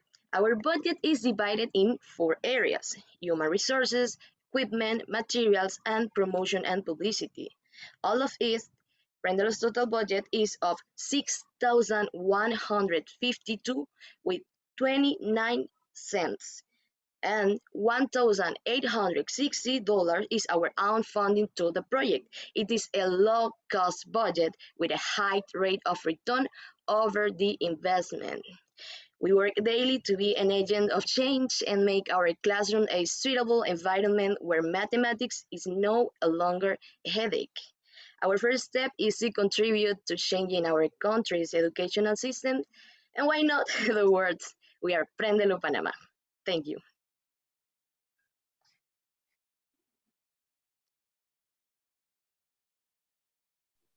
All right, thank you for that. That was a very sharp presentation and impressed on the handoff between the presenters.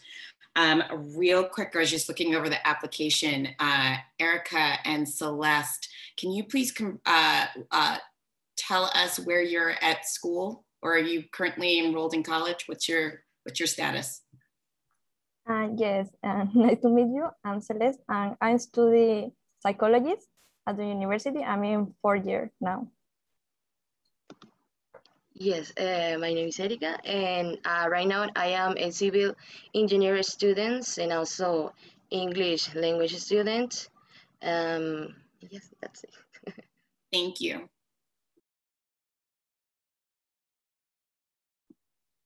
I have a question, if I can start.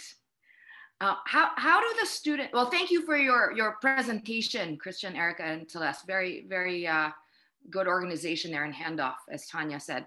How do the students find you, and what level of mathematics do your tutors help the students with? Okay, I can answer that question. We work only with 9th grade students from public and private school. In total, there will be 100 students. And we teach them with the prioritize the curriculum of the year, 9th grade. And the tutors are students of engineering. And one tutor is already almost graduated this year. We help them with the internet for the connection of the classes. Okay, added to my, as my colleague said, we open the convocatory in this year. We will open the convocatory virtual because due to pandemic, they inscribe in our forms and we can reach them by that method. Years ago, without pandemic, we select a school in a near city area for teaching, and they will become a beneficiary of the project.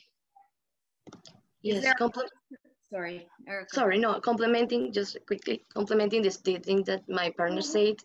This year, because the COVID, we are formalizing an alliance with the representative students of the educational community in Panama of the high schools, because we want to reach all the majority children of 9th grader, because we know that this is an important grade, because he has to be able to have their basic math skills, because they will go to other levels, that is the high school, like that.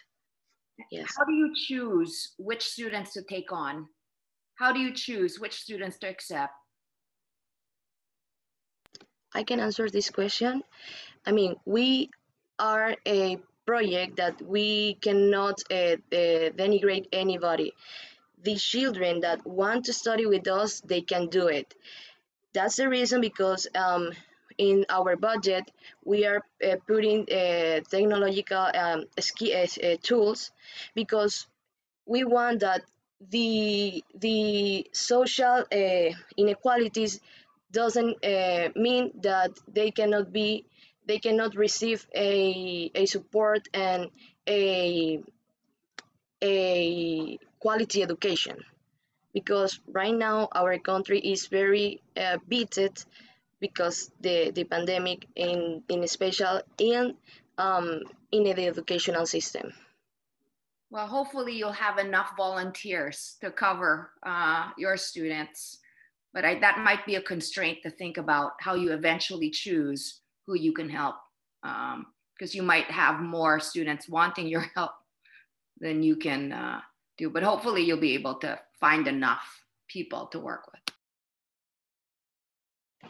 Yes, talking of it, right now we have 8 members in the team, and also we have 8 volunteers confirmed.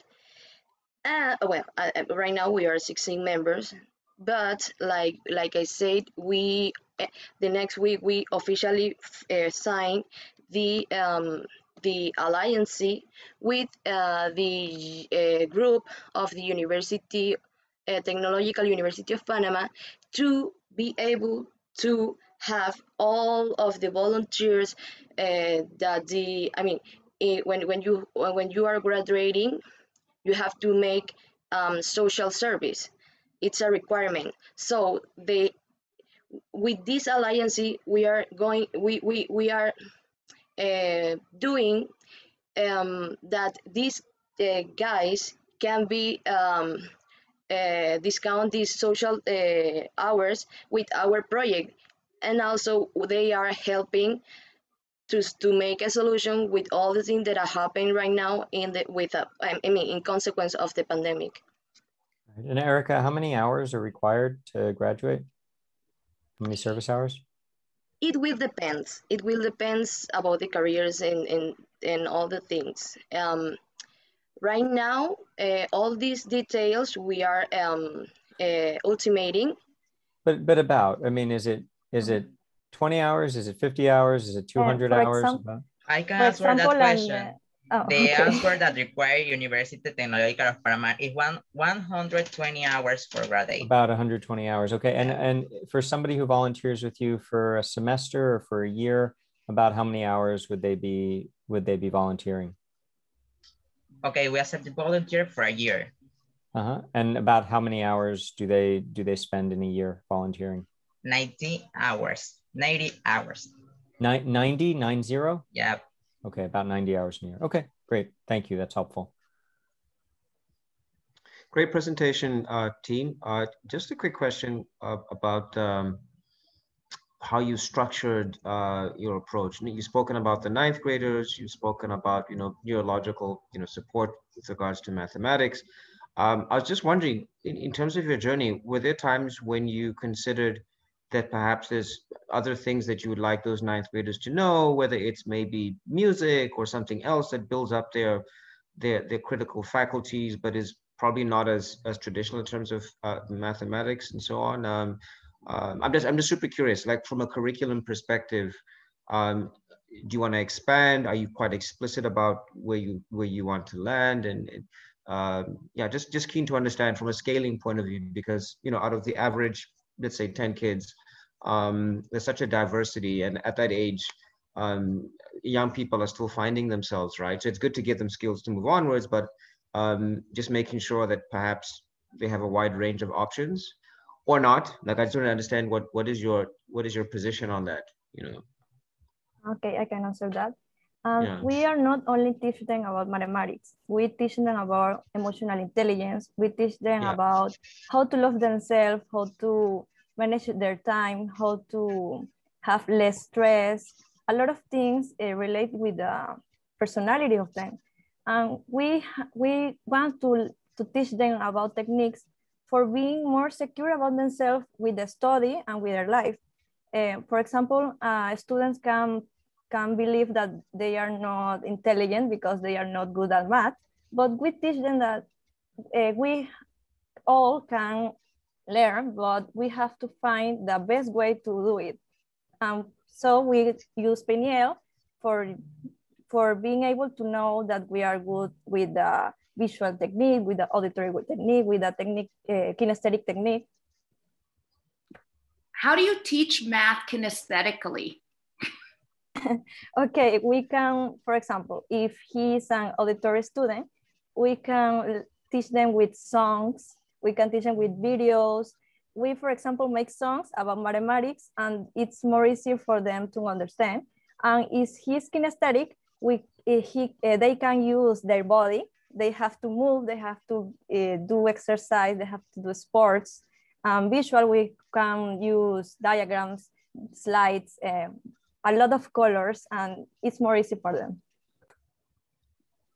That's why I was wondering how you teach math kinesthetically.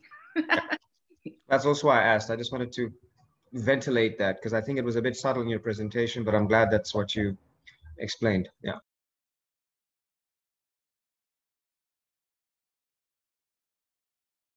So what is the long-term vision for this program? Right. It seems like you've happened upon a space where, this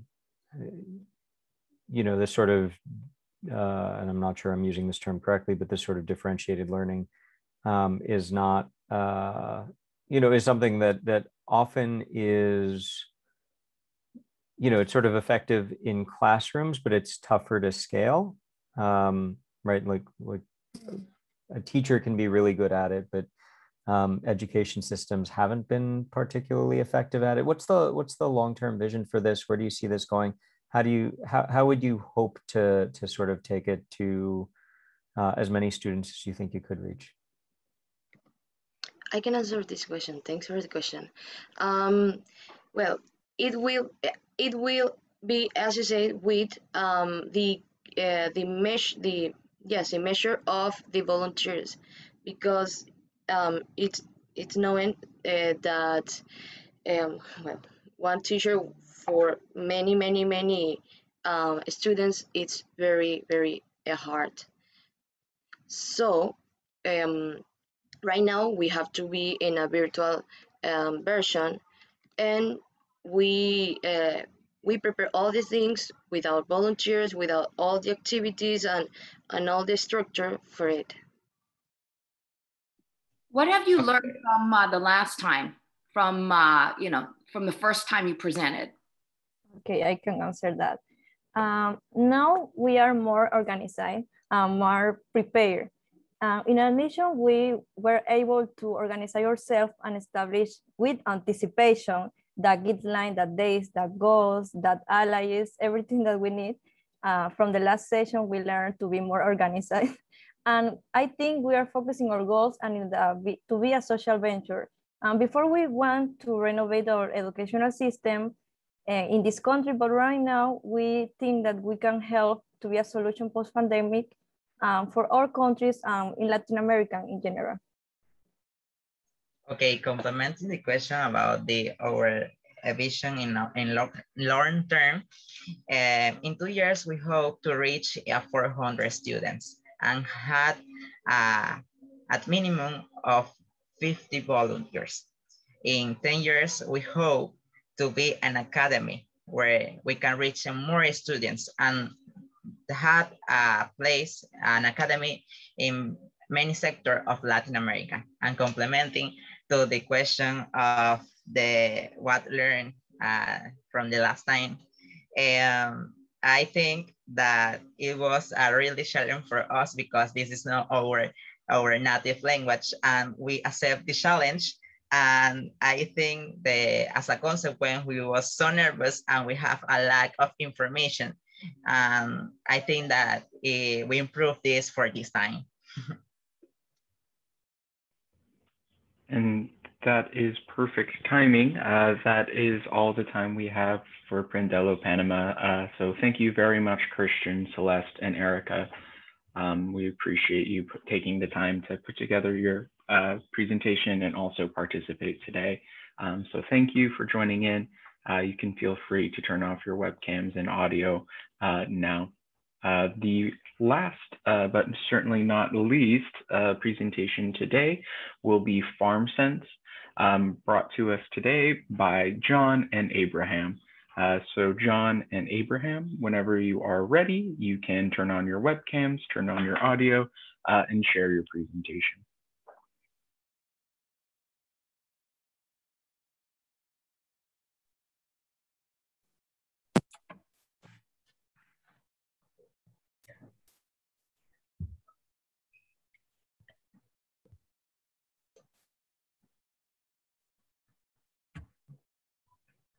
Hello, can you hear me? Yep, I can hear you perfectly well. Great. So this is FarmSense. FarmSense, can you start story? Yep, you can start whenever you're ready. All right. Let me take a second here. Okay, so welcome to FarmSense. FarmSense is an agricultural technology startup located in Kumasi, Ghana. And the team is made up of 3 computer engineering students from the Kwame Nkrumah University of Science and Technology in Ghana and a business student from the Arizona State University. So there is the challenge of poor yields for farmers generally in Africa and especially in Ghana. And this problem is very personal than general in our sense. In the context that we come from families that are heavily dependent on agriculture. My father is a farmer and his production is mainly on a subsistence basis. Just like Mr. Kojo Menu here, who is aged at 40 with about 300 meters squared beans and maize farm. His production is mainly subsistence, and farmers in the northern region in Ghana always have single farming seasons. So if Mr. Kojo Menu is not able to make it within one season, then his production is not enough to cater for his family needs. My father's annual income is around less than $1,000, for which reason he's not able to sponsor my education to the university. And thanks to Mastercard Foundation that has come to the rescue. So we have considered the low productivity in agriculture as a big challenge, and we are taking both personal and institutional approach to this and in creating the idea of FarmSense to help farmers be able to afford basic necessities for their families. So FarmSense is coming on the back of the fact that we have high cost of soil testing services in Ghana, and mainly they are located in cities that are far from the reach of farmers, so the farmers are unable to reach that. The extension officers ratio to farmers in Ghana is around 1 to 15,500. So it means that farmers are unable to have enough counsel as to proper agricultural practices for improved yields. Now, on the back of environment, we have agriculture, especially poor agricultural practices, contributing to about 80% of human-induced nitrous oxide emission. So we see this to be an immense challenge, for which reason Farm Science seeks to enhance precision agriculture by improving yields whilst limiting negative climatic impacts. So our solution comes in 4 phases, for which we are implementing 2 phases simultaneously. So the first phase involves developing hardware for smart soil testing and also providing extension advice in the second phase. The third phase involves maintaining farmer profiles, which will help in keeping record of their performance of their lands over time, and also helping in credit rating, which is a latter composition of what Farm Sense seeks to achieve. We also want to integrate access to market. So in terms of output, when they have to put that on the market, we could be able to integrate buyers into our system to have farmers easily access markets, as well as integrate the upstream, which involves the inputs providers as well. So John will take up the solutions we have in detail. All right, we currently have 2 main devices. We have the Farm Sense Soil Meter, which is a portable device for in-situ soil testing. It measures NPK, total carbon, and then other soil parameters of crucial importance to soil fertility and crop productivity. It's very simple to use. You just have to plug the device into your soil, analyze the results, and take the necessary recommended actions. This device does not require internet connectivity. Processing is done locally. We also have the Farm Sense sensor kit, which comes in the form of a master and a slaves architecture. It measures weather and soil parameters. Communication between the sensors in the farms is done via LoRa, which is a long-range communication protocol, and then externally via cellular connectivity. It doesn't require internet connectivity. We have special SIM cards in these devices that enables them to send the data from the farm to the Farm Sense dashboard via cellular connectivity. It's also very simple to use. Just plug them into your cell, analyze the results, and take the recommended actions that Farm Sense provides you with. Next slide. The Farm Sense platform enables farmers to seamlessly manage and track their soil data anywhere, anytime. It also enables real-time farm monitoring with data analytics that are specific to the farmer's farm. So we use the data from the soil test result that we have to offer farmers specific analysis to their farm. We also have the biggest community platform where farmers can ask questions, sell, learn, and connect directly with the agriculture experts.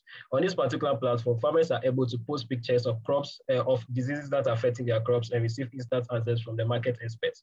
We also have tutorial sections on this particular platform where farmers can watch tutorial sessions on resilient farming practices to improve upon their fertility. It's accessible by Android, iOS, USSD, SMS, and automated phone calls. So irrespective of the category of farmer that you are, you'll be able to use our services. Here's a screenshot of our dashboard, which provides planting insight, projected harvests, and then we also provide farmers with farm-specific analysis. So is there a market potential for this solution? According to research, we have global testing equipment market is expected to grow at 12.8 compound annual growth rate, leading to about $8.7 billion worth of market value by 2027.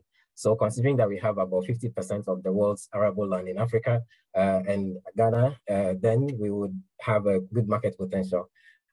Also, how do we get this device into the hands of farmers? The Adventist Development and Relief Agency, ADRA, has a policy where they engage farmers in adopting agricultural technology. They have done so for SESI Technologies and other emerging agricultural technology companies in Ghana, and they have a huge database of farmers, so we intend to collaborate with them in reaching farmers within their database, especially in the northern part of Ghana. The government of Ghana, through the Ministry of Food and Agriculture, also has Planting for Food and Jobs initiative, which encourages agricultural productivity for food security. So we want to collaborate with the ministry in getting access to farmers on the program in order to make this accessible to them. Our competition comes in 2 folds. We have the wet litmus test provided by Asasipa kits. We consider this to be very complex because it involves reagents, and farmers are required to interpret the implication of the colors to the level of fertility in their soil. This, even for those who are academically inclined, is still difficult to make meaning of. The second solution is offered by labs, which are SGS, Center for Scientific and Industrial Research, and Intertech and Yara. and they are located in cities. They have a high turnaround time, so it will take about a month to 3 before the results get to the farmer. These are presented in the form of reports, so the average farmer is not able to read meanings into the implications for their farms. So Farm Sense business model is just very simple. We would sell the Farm Sense hardware at $106 per unit, which would generate a 22% gross margin per unit. We also hope to generate some revenue from the commission on input suppliers, which is the market information component, which will contribute about 5 to 10% of our revenue. Now, the cost of the Farm Sense on the average is compatible with the market situation in Ghana, and that will interpret into like 600 Ghana cedis worth of investment on the side of the farmer. So we are requesting a grant of $6,500 US, which is less than our request previously because of some changes that have happened. And we will commit this into research and development hardware and also software packages to help us deploy. And we project that if we produce at $86 per unit, then we could be able to generate 5,300 worth of revenue from the sale of the first 50 units of the Farm Sense. So hopefully with the Farm Sense, we would reduce poverty by improving return on investment. We will contribute to food security whilst maintaining sustainable agriculture. So our current milestone has been support in the form of components from the Arizona State University through the Innovation Institute and Venture Devils. We have been able to gain $1,000 worth of support in the form of hardware components. And we also work with WAZI who contributed some hardware sensors, which cost to the tune of 600 euros.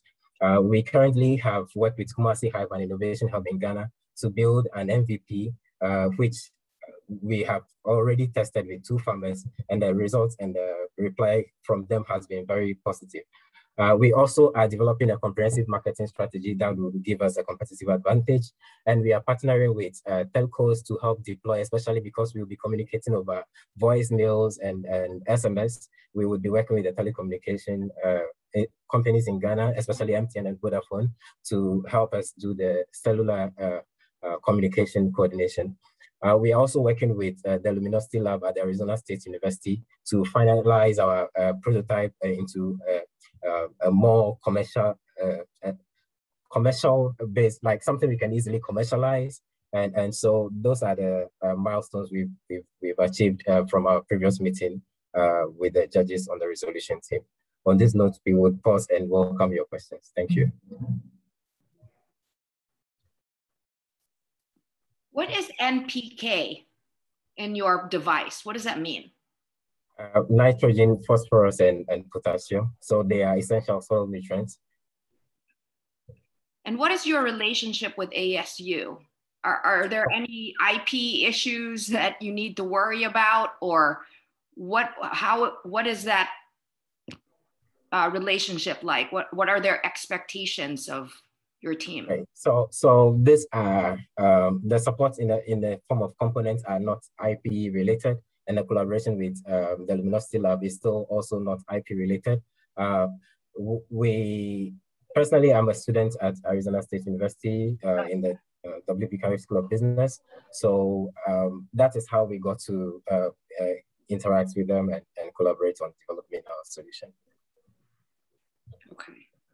But I would like to build on that question from an IP perspective, because most universities would say that student work automatically falls within the IP of the institution. So do you have a commercial agreement about how you intend to commercialize that, or does it remain your own work? I think the IP piece is an important one for us to understand in this instance. Yeah. Great. So even the support in terms of components from ASU has been through the MasterCard Foundation. So it's still not solely ASU in terms of the components that we have received support for. But working with Luminosity, certainly I see the IP challenges coming in. But then their current support is also like on an informal basis where we as a team here are saying, okay, guys, we have some challenge in making this protocol work. So can you give us an idea how to progress on that? So it's just on idea sharing basis. There is no formal relationship on ownership basis. Still the team in our belief is that we still work as the sole developers of this solution, but it's a collaboration. I'll make one point and I'll hand the floor. I think belief versus reality is something you need to look at quite carefully. If this was Dragon's Den and I had $100,000 and I wanted to invest in you, I wouldn't based on that, because I'd be fearful that my capital would be lost or subject to debate at some point in the future. So it might not seem important, but I think it is important to draw up those draft agreements, to agree that during the conceptual phase, this is the distribution of labor, this is the distribution of IP, this is how you're going to structure it. And actually, because overall your presentation was really fantastic. I thought it was very, very professional. I really, really enjoyed it. I think it's just missing that risk analysis. You know, don't rely on goodwill, rely on paperwork. Just to jump in, because we have a limited time for questions. I want to really understand who your customer is, right? It seems like a lot of this is in service of smallholder farmers, but what are they expected to pay for and how? And are there basically other buyers for the outputs of this that you're looking at?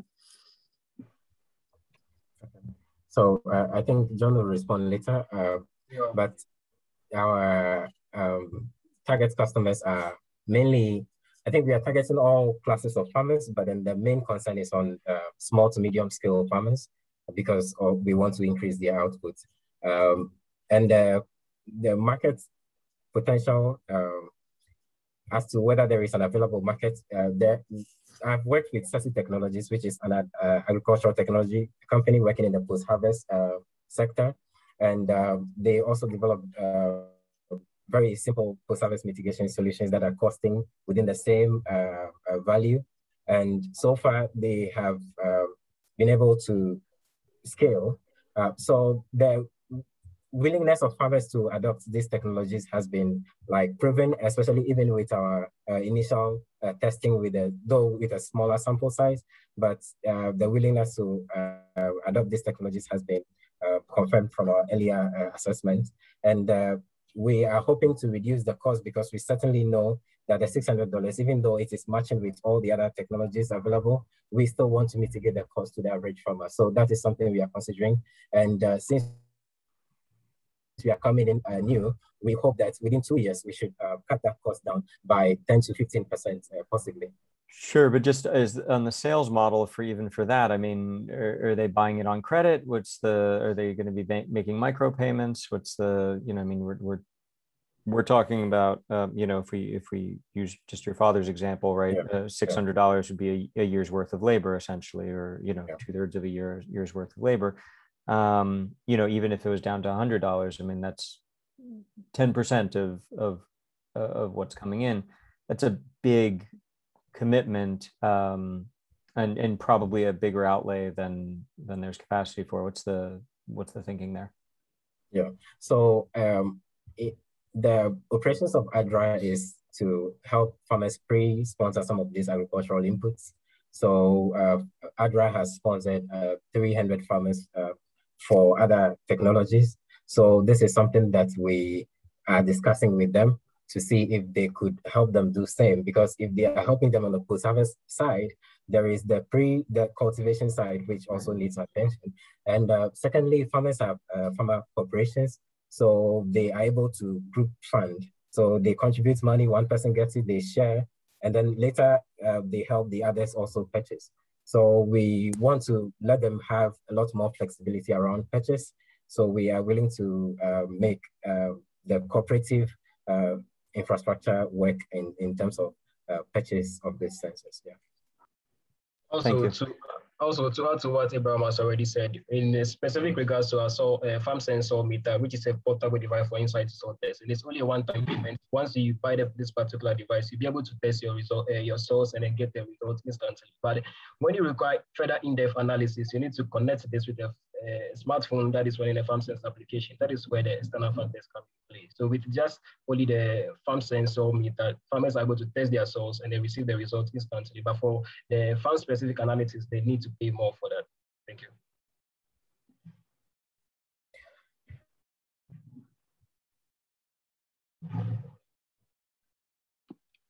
Just in line with what George was saying, do you recommend a certain device for a certain acreage or, you know, land size? Like what is your recommendation for that? Or do you just envision moving it around, which doesn't? Yeah. That's a great question. So the FarmSense is two modules. We have the portable device, which you could test based on your location. So for a smaller size farm like Mr. Kojomanu, the farmer we just saw earlier, that's relatively like a half a football field. So we will require that he would do the tests in 5 different locations on the farm, and then use the average to give them the prediction. But then for the sensor kits, we have a control module, and then we have other sensors. So based on the scale of the farm, the size of the farm, we recommend the number of sensors to use. Now, more sensors will mean more cost, but the cost per sensor is lower than the cost per the control unit. So we are trying to minimize cost on the sensor so that even if a farmer has to use multiple sensors, it doesn't increase his cost drastically.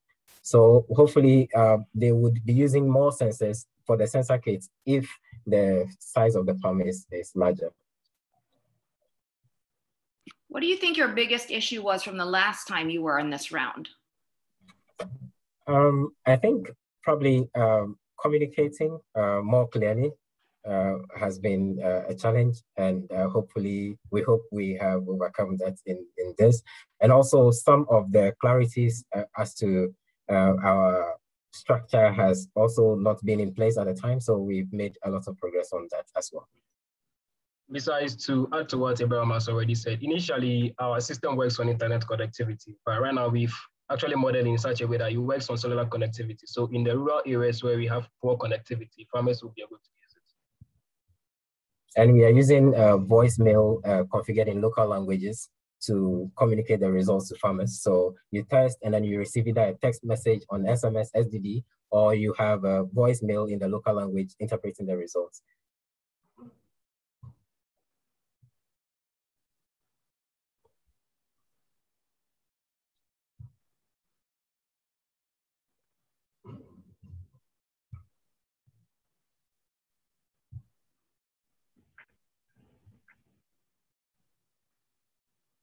I would honestly, since we have a few minutes left, just take Mokena's advice to heart. You really need to do risk analysis here on what you might face on the IP Thanks side. so much. Very important. Thank you very much. Sure.